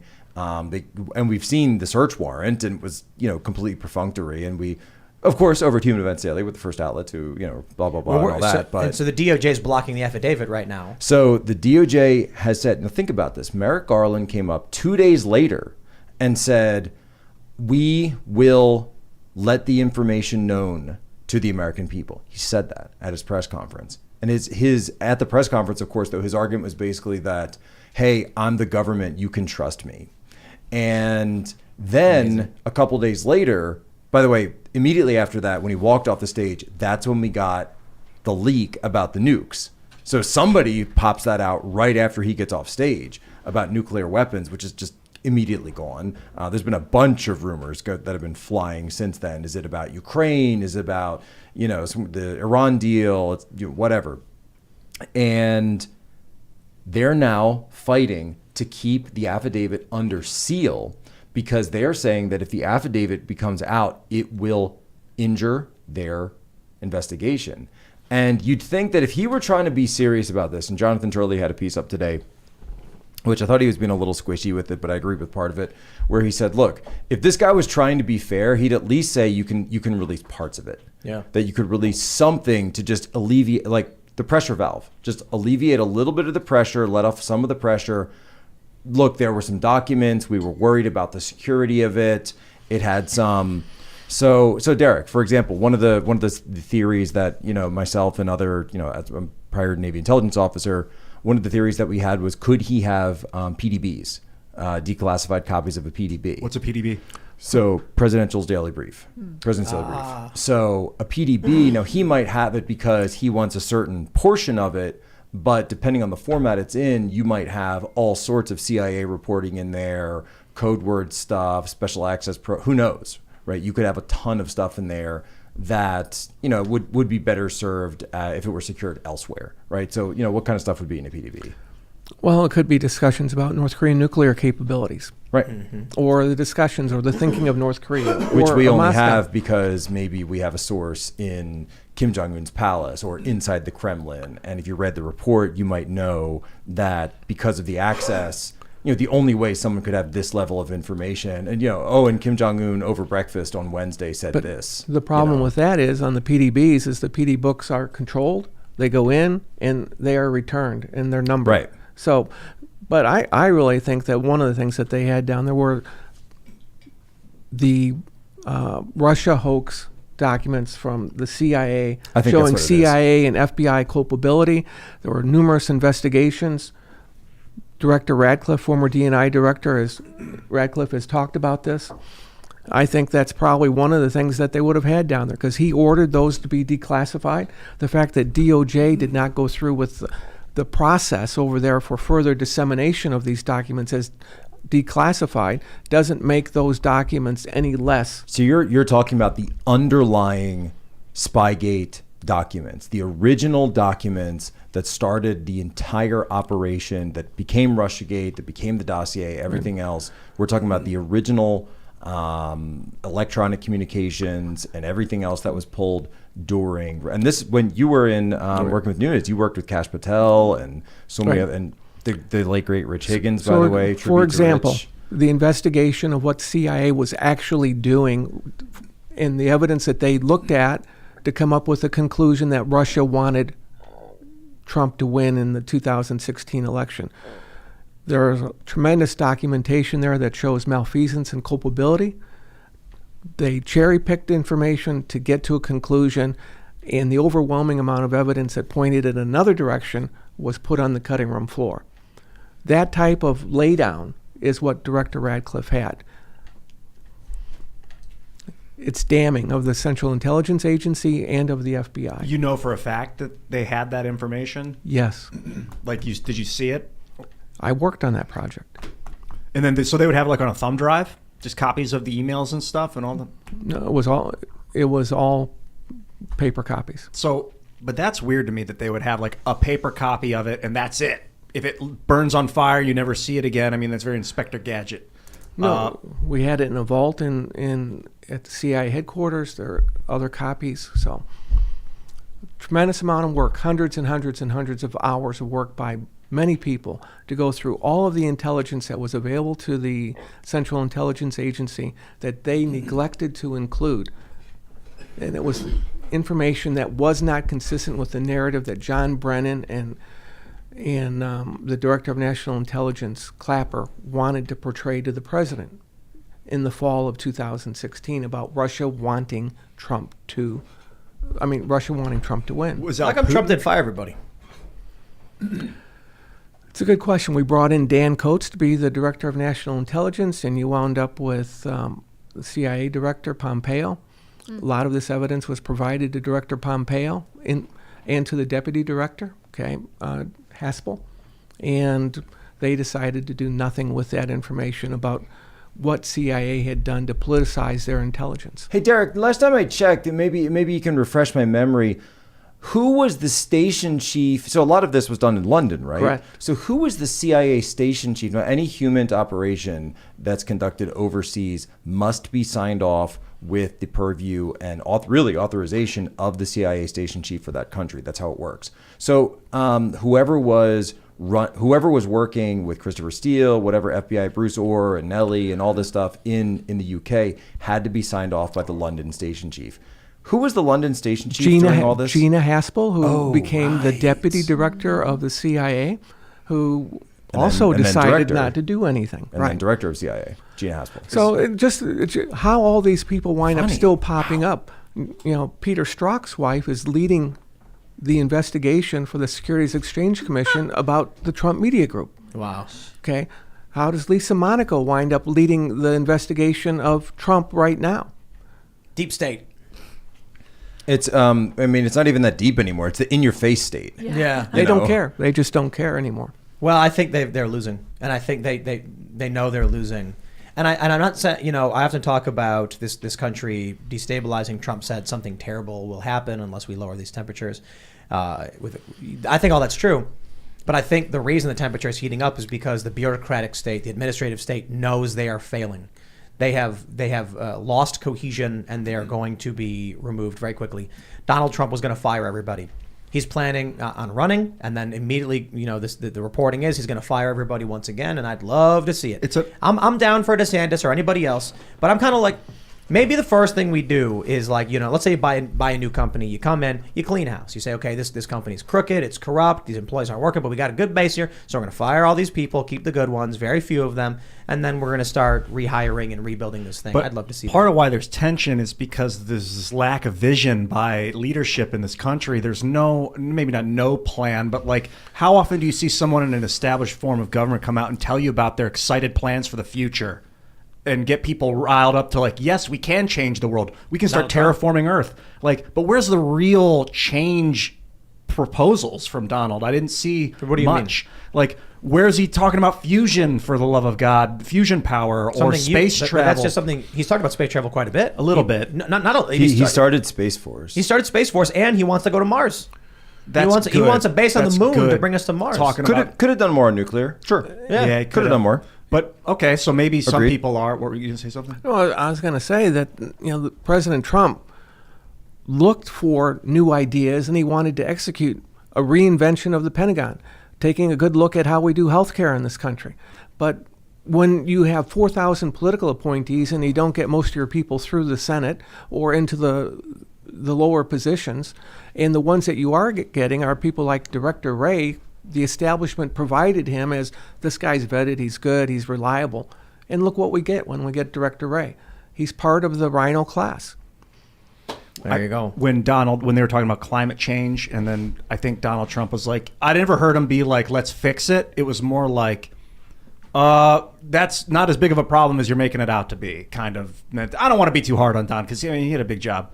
But I think we can fix the climate. So, I don't know, man. I don't know. That's what we need. I think we will de-escalate tensions when we start producing a modern myth that we can get behind, just a modern story. Put a pin on this, that the people that get me, though, are the ones who say, oh, well, Trump couldn't destroy defeat the entire establishment in one term. I guess that means he sucks now. We should just stop trying. I mean, really, if you actually think you're up against these all-powerful masters of the universe who have so much ability, they stole his presidency to control all of this. They took away his first 2.5 years, just by 2.5, 3 years, 2.5 years. And then you get caught into COVID in the last year, and then impeached him, and then COVID. And even with all that, we had gas prices were dropping, the economy was booming. Imagine what he could have actually accomplished if he wasn't jammed up with Russiagate. Right, and that's not cope. That's just what happened. Okay, that's what happened. And if you can't be adult enough to sit there and look at the situation objectively and say, yes, this was run against him, because Trump winning the White House was a beachhead. Okay, that was a beachhead that you established, but you're still surrounded in Washington, D.C. by the administrative state. And they came for him. They came into the White House. They came through the White House. I remember there was a viral tweet from one of these lawyers that said, "We are going to impeach you," the day like he was getting inaugurated. Yes, right from the very beginning. So, Remember just Schumer? my own experience, I went in and took over the Middle East effort in the National Security Council for the president. They went after Mike Flynn and took Mike Flynn out. And Mike Flynn wanted to execute and move on the president's agenda for the Middle East. He wanted a new approach for the Middle East peace talks. He wanted to move the embassy from Tel Aviv to Jerusalem. He wanted his first trip overseas to be to Saudi Arabia and Israel. He wanted to get out of the Iran deal. Mattis and Tillerson and McMaster opposed him on all of those initiatives. Deep state. Derek, is it true that McMaster would essentially just go into him and fudge the numbers on Syria withdrawals and everything like that? There was in meetings that I participated in, there was a mischaracterization provided to the president by Tillerson, Mattis, and McMaster. Wow. I was sitting on the love seat behind the view of the president could see me, and those three were sitting right in front of the Oval in the Oval Office in front of the President Trump's desk. And I was right in the line of sight of the president, and they were telling him things, and I was shaking my head no. And the president would say, "My guys are telling me there's another way of looking at this. My guys are telling me that there's new information on this." He would challenge General Mattis. They couldn't see me shaking my head, but he picked up on those signals correctly. Wow. But they were providing him wrong numbers, mischaracterizing what was actually going on, and trying to just bullshit him. Let's jump to this completely unrelated story for the last quick segment, because we have to. Alec Baldwin tells the CCP that the media, I'm sorry, the Chris Cuomo project, not the Chinese Communist Party, Different CCP. that the media is out to get him and insists he did not pull the trigger on Rust's set. Frustrated actor fumes that the only question is who put a live bullet in the stunt gun. Stunt gun was an actual gun. It was a single action revolver. Real gun. Real gun. As he awaits DA decision on if he'll be charged. Charge him. By the way, Jack pointed this out. The Chris Cuomo project is abbreviated CCP. So Chris Cuomo's new podcast is called The Chris Cuomo Project, a.k.a. CCP. And shout out to producer Shaw at Human Events Daily, who actually noticed that before me. But is his Cuomo promo code, his promo code that for he's got a couple advertisers already. His promo code is promo code CCP. We're in it. Okay, I'm sorry. You not. We're in a simulation. Yes. We live in a simulation. Just I'm done. Okay, how do we activate console commands? So DMT, I think, is the DMT. Yeah. Promo code DMT. Yeah. How is it? I just can't. It's too weird. Well, there's only 26 letters, so there's what, like a 506, 1 out of 566,000%. CCP. Well, so here's the contention. Go to paulmolive.com/CCP or whatever. Like, dude, come on, man. So the article though, or the interview, is that so ABC leaked this FBI document, which was a review of the actual Colt revolver that was used on the set. It was not a stunt gun or a prop gun. It was just a gun. And they said, hey, this thing can't be fired unless you pull the trigger. And that's what we were all saying. And that's what everybody said. And there's a bunch of things we're still waiting on. But Alec Baldwin was like, I didn't pull the trigger. It just went off. And then I was like... He said he's fanning it. Right. He pulled the hammer back and it just went off, which is not possible. And so they checked it. Right. We speculated that, no, he pulled the trigger. The simple story here, it's very simple. Alex Baldwin on a movie set pulled out a gun with a live bullet in it, pointed it at a woman, pulled the trigger, and killed her. It was a woman that he was having problems with on set too, and I think he was fantasizing about shooting her with an empty gun, just like a little kid, like bang, bang, you're dead, ha ha ha. And it turned out someone put a bullet in that gun. Well, there was reporting about the problems he was having with staff on set. And then this happens. What's this? Results are in. 5%. 5% in. Oh. Hagman 53, Liz Cheney 44. Wait. What source do you have right now? AP? First results. I'm seeing this Central Valley Politics. Central Valley Politics, and I believe it's from New York Times. New York Times. Oh, there we go. Wyoming at large. Hageman, 54% to Liz Cheney, 45%, with 4% estimated reporting. Let's get 9 it. points. Here we go. Here we go, baby. Why is her name in that Done. title? Why, So done. Why does it say Hagman braces for Wyoming? Why are they like Wait, what do you mean? making Where? a hero out of Liz? Well, why Right, is Liz yeah, Cheney's yeah. name? Why doesn't it say So Hagman braces they're calling for it Wyoming's the- verdict? Because Why don't Liz they Cheney's say- the incumbent. Why don't they She's say in office right now.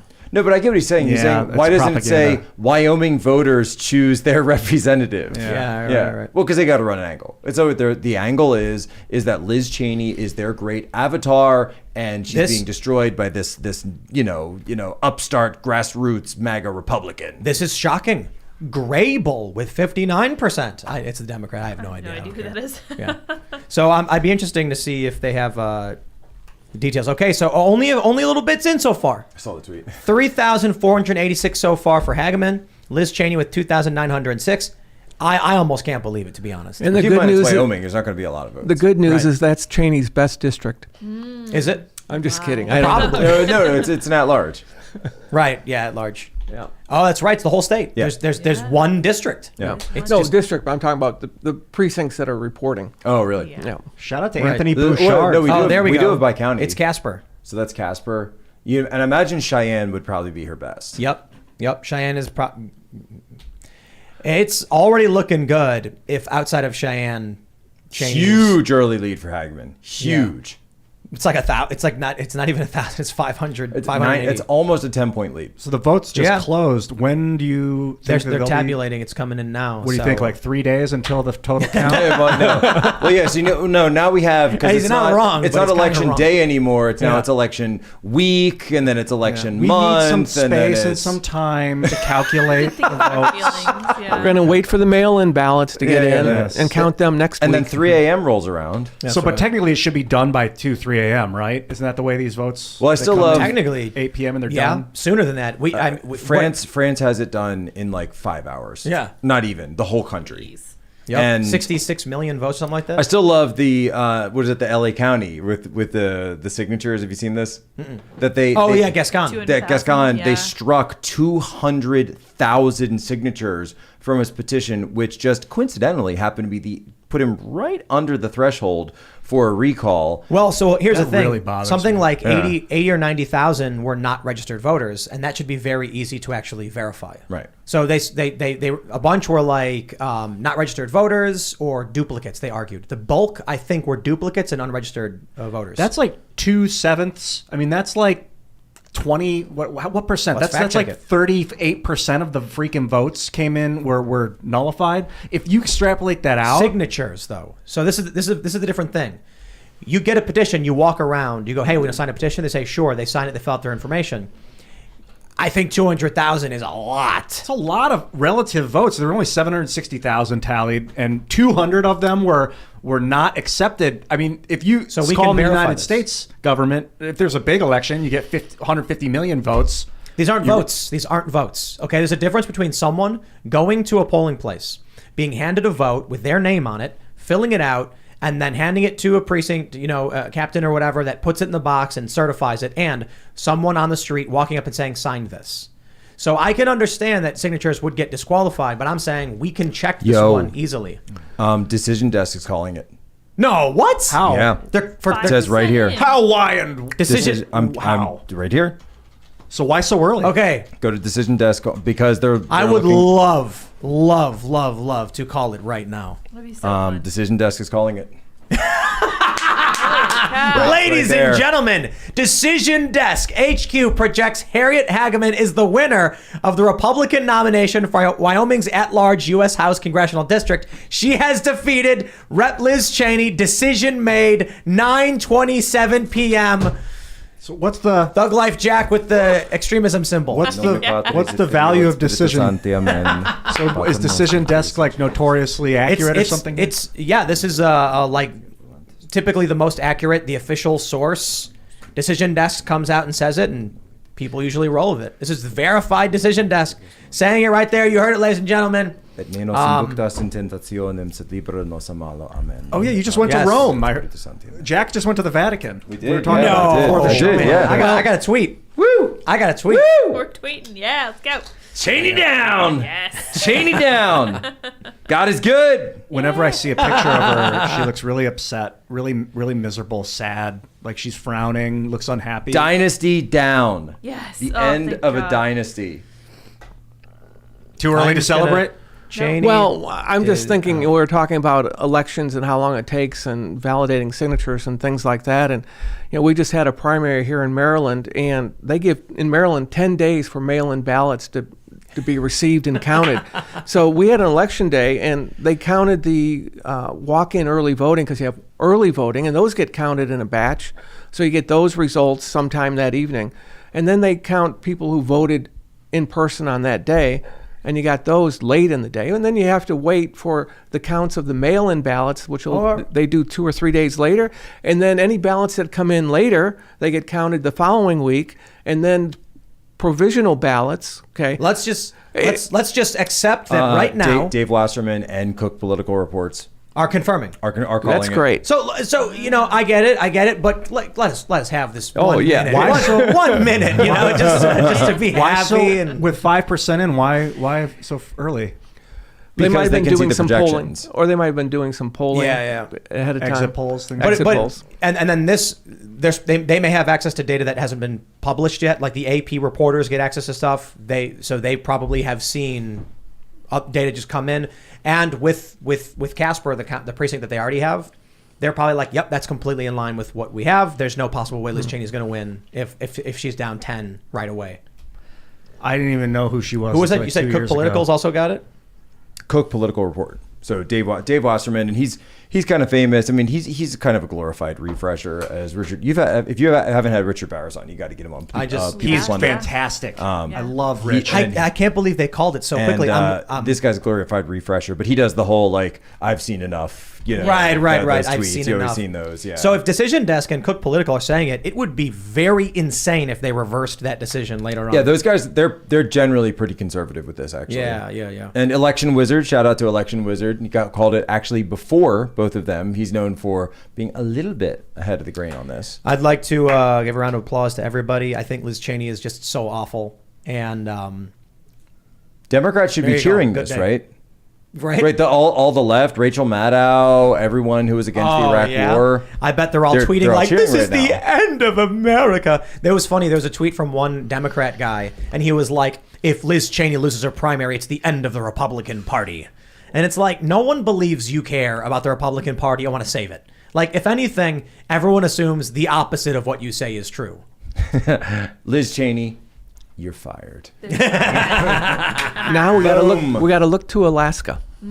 Yep. Yeah, that'll be they're in a totally different time zone, Right, so but- I think that'll be a while. Oh, that's later. today?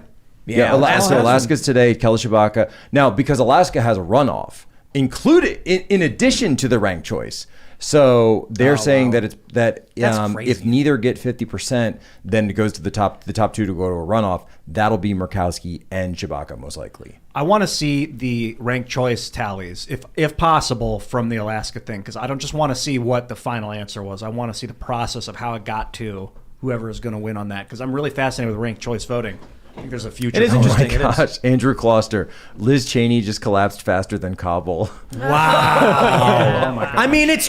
I can't believe they called it. I was like, we got 5%. We're gonna. Yeah, It's I thought like we were it's gonna gonna do be the thing. 3 days before they call it, LOL. and it was 5 minutes. Okay, it was 20 minutes, 27 minutes, but still. All right, we're gonna go to super chats. So if you haven't already, would you kindly smash that like button, subscribe to this channel, share the show with your friends, head over to timcast.com and become a member, because we're gonna have that members only uncensored show coming up at about 11 p.m. And now I am going to source some super chats from people.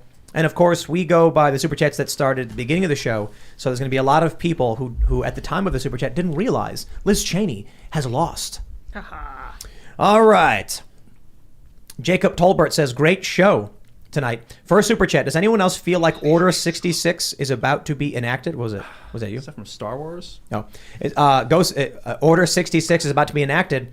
Go see Larry Elder's Uncle Tom 2 showing at the Hollywood Boulevard Cinema in Woodridge, Illinois. Nice.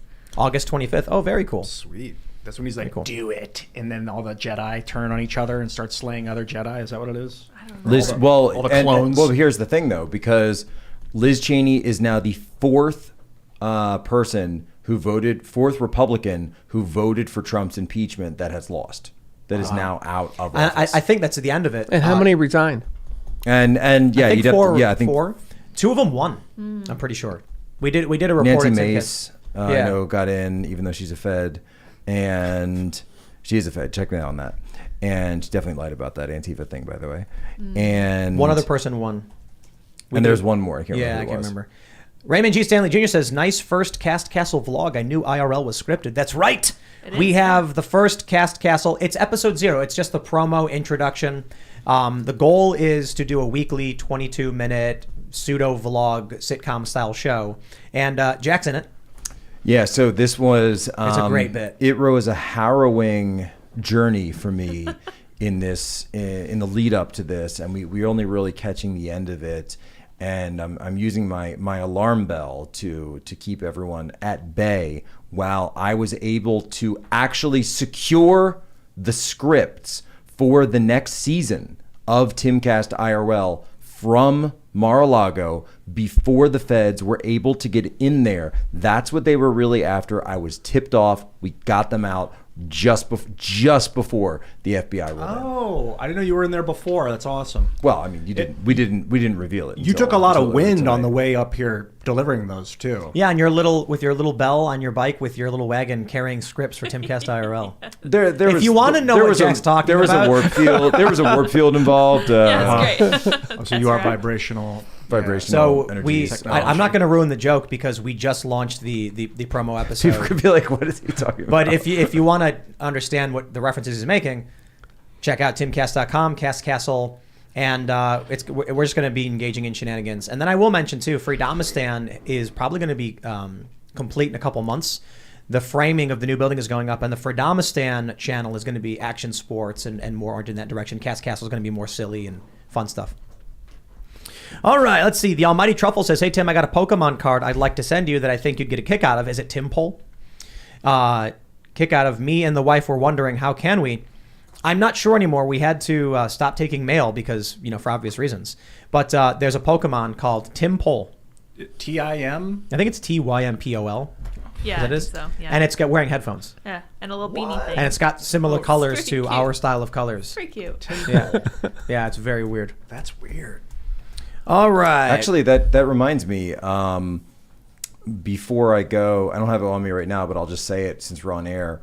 That I got to see President Trump a couple months ago, and spent a very brief little time with him. But on my way there was and I'm not going to say much, but there was a Secret Service agent who said that he is a huge fan of Timcast. Oh, sweet. And wanted me to give you a Secret Service sort of like a commemorative pin and a challenge coin. Oh, So wow. I've got that That's for you, super and cool. don't let me forget before I leave. Amazing. I really appreciate it. Thanks, man. Yeah. Don't know the guy's name, but all right. This is awesome. Him and his wife. And his Huge wife. fans, yes. Very cool. The Pippin Viking says, I've never been so excited. What happened? The totals just updated, and it's Is it brutal? I've not actually seen Blowout? something this brutal before. Oh. Good. Like- we can't Good. pull it up right now, but let me pull it up on my phone. Do you have the numbers? You might be she's up by 20. By 21. Hageman's up by 21 right now. I want to read this.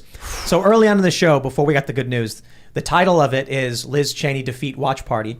The Pippin Viking says, I've never been so excited for a show title. Love the show, even if Ian frustrates me sometimes. Keep up the great work, guys. Me too, actually. But I've never been so excited for a show title. Before the show, I was like, there's no big news stories because the Wait big a news story second. It hasn't really is. happened yet. Yeah, right. And then Jack was like, it's the Liz Cheney Watch Party. It's Liz Cheney. It's got to be. It's got to be. I mean, that's the thing. And by the way, I love Ian on the show. Even when I'm not here, I love Ian because Ian's like the voice of someone who's just not totally obsessed with politics and news and just wants to understand, and that I think that you need that on a show. Like the cross, the crucifix you brought, I think of it as a murder tool. The crucifix he You brought? know, they slaughtered Jesus Jack with it. actually did carry the full crucifix up the hill. Daily. We are going to Israel soon. It's a rosary. But no, crucifix, that's true. Well, this is where by the way, do you know that's where we get the word excruciating? Mm-hmm. Wow. Excruciating comes from the verb to crucify, crucio in Latin. And also the Cruciatus Curse. Cruciatus Curse. Wow, that's actually course, fascinating. yeah. I don't think J.K. Rowling probably realized that. Probably didn't Maybe notice. didn't, but it's because the pain of crucifixion was so horrific that they actually needed a totally new word just to even describe it. This really changes the context of Harry Potter. So you're saying Harry Potter is actually Catholic? No. I'm not saying Harry Potter is. I'm saying the fact that one of the curses is the Cruciatus Curse, which uses that prefix, which is rooted in crucifixion, which is, and it's inducing severe pain. It's almost like, wow. I wonder if all of these lefty Harry Potter fans are going to be like, no. Sorry. Sorry, like, guys. They're feeling the pain and the suffering of the crucifixion. It'd be like Voldemort was the devil. And even if you look up actual excavations of crucifixions that they found, it's every single one that they found that's either been intact or somewhat preserved. It's very, or victims of crucifixion. It's almost identical. It's virtually identical to the Gospels. All right, let's read some more. David C. Kronk Sr. says, I believe Kinzinger was gerrymandered out. Did you hear that Liz was sending out absentee ballots? Peter Navarro reported that on War Room. I don't know about all that. She lost, so that's all that matters. I think Kinzinger was gerrymandered out. out. He was, yeah. Yep. And so he just retired. I mean, you could always choose to run again. She's down by 20 points, so. 20 points! I love how they're like, 4% reporting. I've seen enough. That's good. Liz Cheney loses. Let's go. X-Runner says at least, okay, I can't do it. I was going to read it. I can't do it. He just said Liz Cheney will use some particular app for thirsty establishment dudes. Okay. Man, after victory like this, I just don't know how I'm going to get to sleep tonight. I don't know. I just have no idea unless. Wow. Did you see the one about let's just go hunting? The Cheneys are a great family. Just go hunting with them. Oh, yikes. Zing. County Commissioner Zinger over here. Yeah. All right, let's see what we got. Let's see. What? Awake Not Woke says, just want to point out that Ian compared his body odor to PTSD cases. I don't know what to think. Yeah, it was an intense moment. All right. Matthew Emmons says, why are state troopers in the states with the unaccompanied minors being flown in not arresting the flight crew for human trafficking and seizing the plane under civil asset forfeiture laws? Good question. It is a question I would love to hear answered. I mean, why aren't they arresting these people? and Charlie Kirk has talked about this, that the only meaningful change that you're going to have under this regime is if red state governors actually start enforcing things. Sheriffs also, by the way, actually start enforcing things like this. True. Whoa, what is this? Tech Rue says, in 2016, Liz Cheney committed the unforgivable sin of offering me a Coors Light when her hospitality suite should have been stocked with Wyoming beers. In 2021, I successfully voted on behalf of my county for her censure. I think it's funny that you're like, all these people are like, Liz Cheney has besmirched the good name of the GOP, and she gave me a Coors Light. That's so rude. And they that's why she lost. Yeah, serves her right. One guy just went around like, she gives Coors Light. Ugh.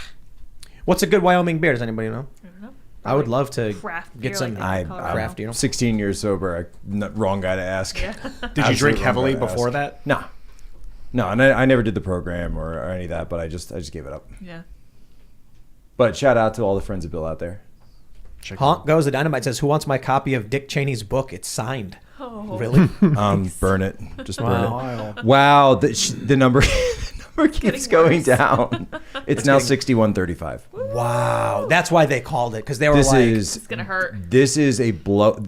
She just flew into a political prop turbine. I mean, this is the kind of blowout where if you didn't, okay, so her constituency now will only exist of, like I said before, it's the Trump true crime crossover of your MSNBC wine moms and your Jake Tapper fans and these people who just constantly think if cable news didn't exist, And if that whole ecosystem didn't exist, Liz Cheney could not exist past tonight.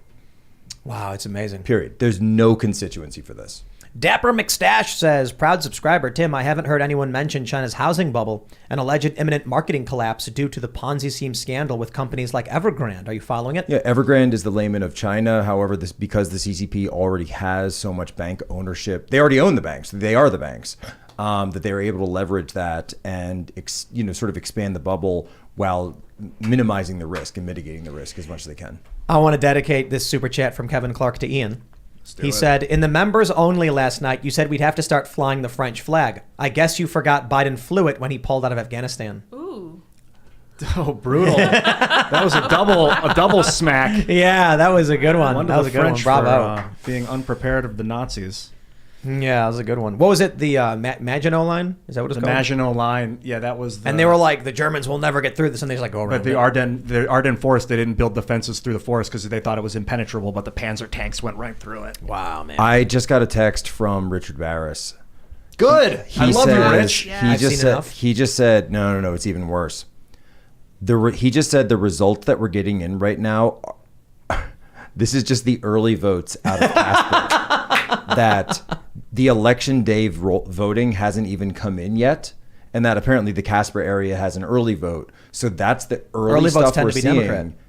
Yeah, the early vote was going to be good for her. That's probably what Navarro was referring to about the absentee ballots, was these early votes. He's saying that the election day vote has yet to even come in. We could be looking at a 30% blowout. I bet it's going to be worse than that. It's not a question of a gentleman's bet as to whether she wins or loses. Is it going to be a 30-point spread or is it going to be 50? What's the spread is the question now. And one of the things I heard on the campaign trail over the last few months is door to door, meeting people. The Republican voters are insistent, I'm going to go in and vote on election day. I'm going to go in and vote on, I'm not going to do early voting. I'm not going to do mail-in voting. Overwhelmingly, they were talking about walking in on election day. And I'm going to be interested in seeing what happens on the election day voting in Wyoming, because it's probably going to be very conservative, focused, dedicated Republican voters are going to reject Liz Cheney. Jazan Heitman says, Crowder today on his show called out disaffected liberals. Oh my. He said people that say the left left me are lying because the left has always been this far left. Your thoughts on this, Tim? Semper Fi. Incorrect. Interesting. Incorrect, Crowder.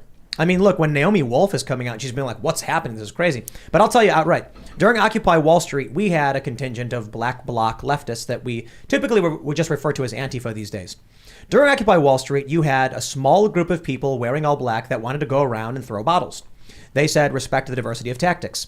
Occupy Wall Street's core organizational body assigned security to me as someone who was like, I had filmed people airing out tires from the police. I had outright said, I will film you if you engage in violence. And they said, we respect it. We believe in free speech. We're going to make sure these people don't attack you, Tim. That was 2011. Now, Andy No gets brutally beaten and they cheer for it. It used to be very, very different. Salman Rushdie. Yeah. Salman Rushdie used to be a hero on the left, a hero for freedom of speech, British Indian novelist who wrote the Satanic Verses, and he's brutally stabbed. They're saying he's on a ventilator. He might lose his eye. His arm's all cut 17 times or something, right? And insane, right? Yeah. I'm actually surprised that we haven't seen. I mean, I'm glad, but there's no video of it that seems to have come out, or at least it's just the immediate aftermath. And you're not seeing any real response, other than a reporting of it from the left. Well, Michaela Peterson mentioned that she was afraid that it was like is Muslim extremist, and that she's like, this is one thing I don't even want to talk about is like criticize Islam, because she's fearing for the reprisal of like religious extremists. I mean, I'm kind of nervous about the cartels. That is what it was. It was a fatwa that was put out by the Islamic Revolutionary Government of Iran when he wrote this book, and ever since then, his life has been on the line. I did not read this book. This is, what's it called again? The Satanic Verses. The Satanic Verses. Is he talking about the Quran? No. I actually looked this up because I wasn't familiar with it, and again, this is a work of fiction. It is a work of fiction that he made up, and he is not calling the Quran a satanic verse. And that's, I'm not like defending it or anything. I'm just saying that's not what it is. It has to do with these false verses that Satan was trying to insert into the Quran. That never got it in? That's like a fiction about verses that never made its way in or something? Yeah, and then there's a whole story involving how they almost got in and they were taken out, et cetera, et cetera. And that's part of the plot. But the Muslims think like, oh, he's insinuating that part of Satan's evil is in the Quran? I mean, I'm not going to put words in their mouth, but they issued a fatwa. All right, let's read some in more. response to this. Gerald Armstrong says, so Tim had Barron Trump on his show and didn't know it? We never know. Ah, yeah. All right, let's see. Raymond G. Stanley Jr. says, what I've always thought of as once reliable show, Breaking Points, talks negative of MAGA candidates. Jack, PAOG, what you thinking about the PA governor? Oh, I think Mastriano all the way. Yeah. I think Mastriano's a fighter. I think Oz is going to lose. Army colonel. You know, Oz is... Here's my thing for Oz, okay? And somebody asked me earlier today, they said, Jack, could you and Oz bury the hatchet? Could you do something to explain, why Oz should win or be... I said, okay, all right. The problem is that he doesn't come across as genuine. And that's why every time he tweets, there's this whole cavalcade of people from the right and the left dunking on him. He called a veggie tray crudité in a recent video. I saw and then that. so Fetterman What? is out there, campaigning off or fundraising off of Let Them Eat Crudité.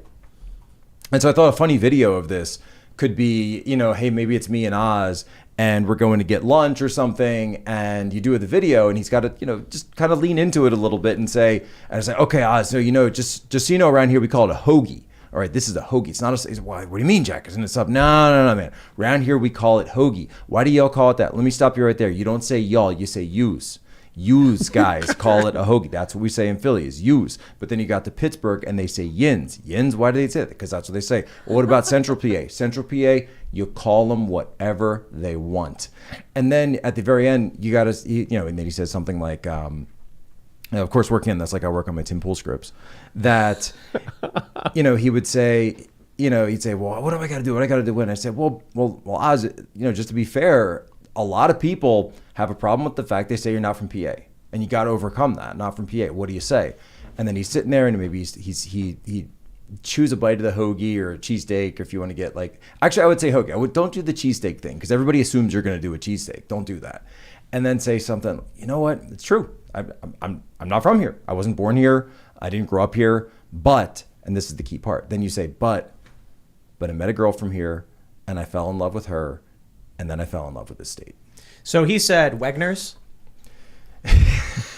So it's Redner's is the real one. And then he said Wegner's. But there's a Wenger's. It's a Wegmans that he's in. No. There is a there's a grocery store in PA. It's probably a single grocery store called... With the signs on the wall in the video. And it says Wegmans? Yeah. Wow. And this, by the way, this video, and it's from April. It's not recent. But, it's not a video that it's not live. It's not a live video. I mean, you could have, whoever was staffing him that day, I'm sorry, you got to fire them. Just delete that and do another take. You have to come across as genuine. That's the key part. And not only that, when he goes, this is Joe Biden's fault, and it ends, it's like, bro, you got to talk to me. You can't just be like, look how expensive these vegetables are at this Wegmans. Yeah, this isn't Oprah. This isn't those old shows. You have to break the fourth wall, and you have to actually show a meaningful connection with the audience. And I'm not saying that'll work, but I'm saying that if you want to move in the right direction, you have to do that. And by the way, maybe go look at Doug Mastriano because he's a guy that nobody said could win and then cleaned up in the governor's primary. David Toronto says, Tim calling $38,000 a year nothing is amazing. I could live off that. My vehicle and house are paid for, though. Where I live is decently cheap, too. I'm not saying $38,000 a year is nothing. I'm saying to manage a budget of $800 million in exchange for that amount of money is brutal. It's brutal. It's a lot of responsibility, but $38K is also low relative to the national median anyway. And I think the average middle class income. But yeah, I know a lot of people who make less than that. It's good money depending on your job. It's just, man, I couldn't imagine being put in charge of such responsibility. You'd have to really want that job. 64-31. Resist the urge of acting 64-31. 64-31. Like you got to resist the urge of acting like it's your money. Because if you're doing if someone else is doing your finances, it's their finances. If you're not overseeing it.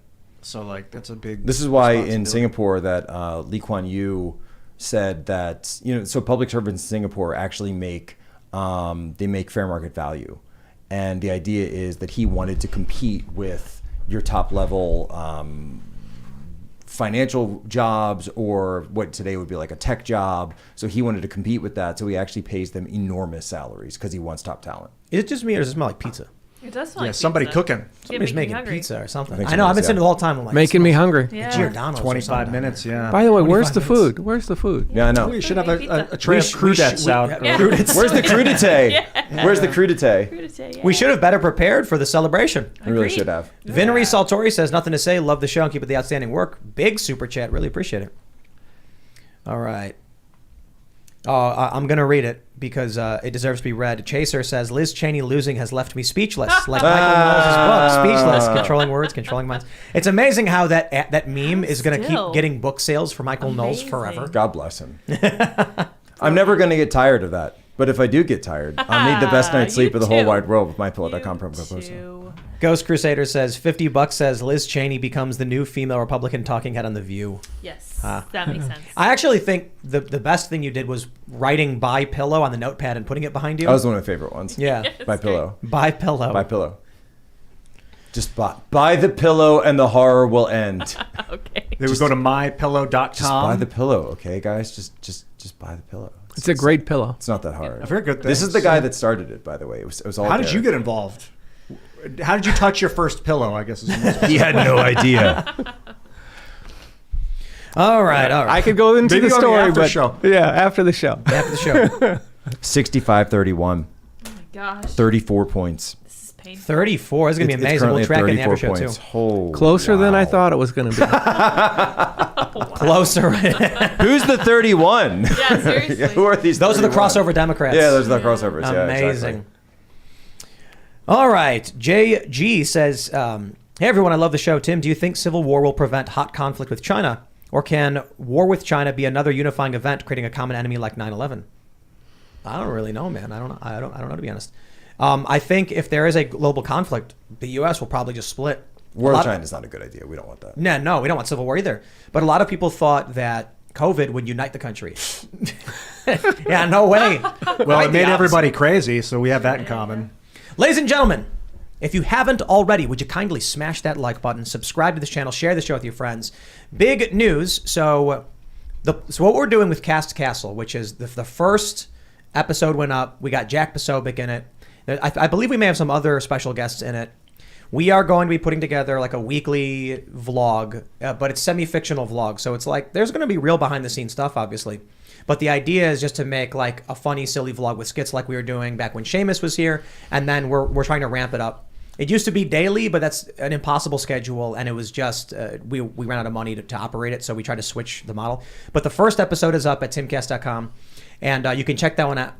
Check that show out for members. It's a tour of the house, an introduction to all the people who work here and the things they do with a bunch of jokes. And Jack, if you like if you want to understand the bit that he was talking about with his wagon and coming up here from Mar-a-Lago, I will not explain. not explain. No It's explanation. but we're gonna actually use the YouTube channel. We're gonna put skits on the YouTube channel as a way to just do fun gags with a lot of our guests. We filmed something really awesome with Marjorie Taylor Greene, which I'm really excited for. Check that out at timcast.com and check out we're going to have the Uncensored show coming up for you at 11.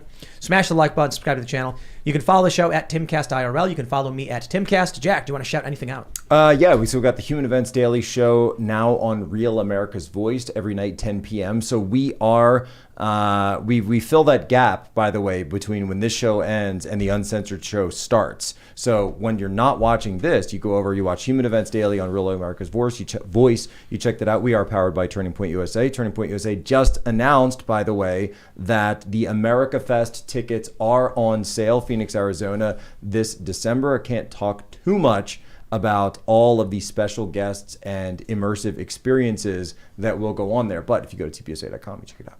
So I shouldn't Where say is that anything. going to be? Say whatever you want. And where is that? Jack and I are having a conversation. Oh, I'll leave it at that. This may be a really awesome event. Tim may be on the short list. We'll see if we can figure something out. I don't want to say too much because I don't like hyping things up before we've gone through any of the stuff like to take care but we've got a plan for an epic. What, an oh yeah, epic idea. what was the? We want. Where we is want- it exactly? We want you out there. Where's the event? Phoenix. Phoenix, So it's okay. Phoenix, and it's going to be the week before Christmas.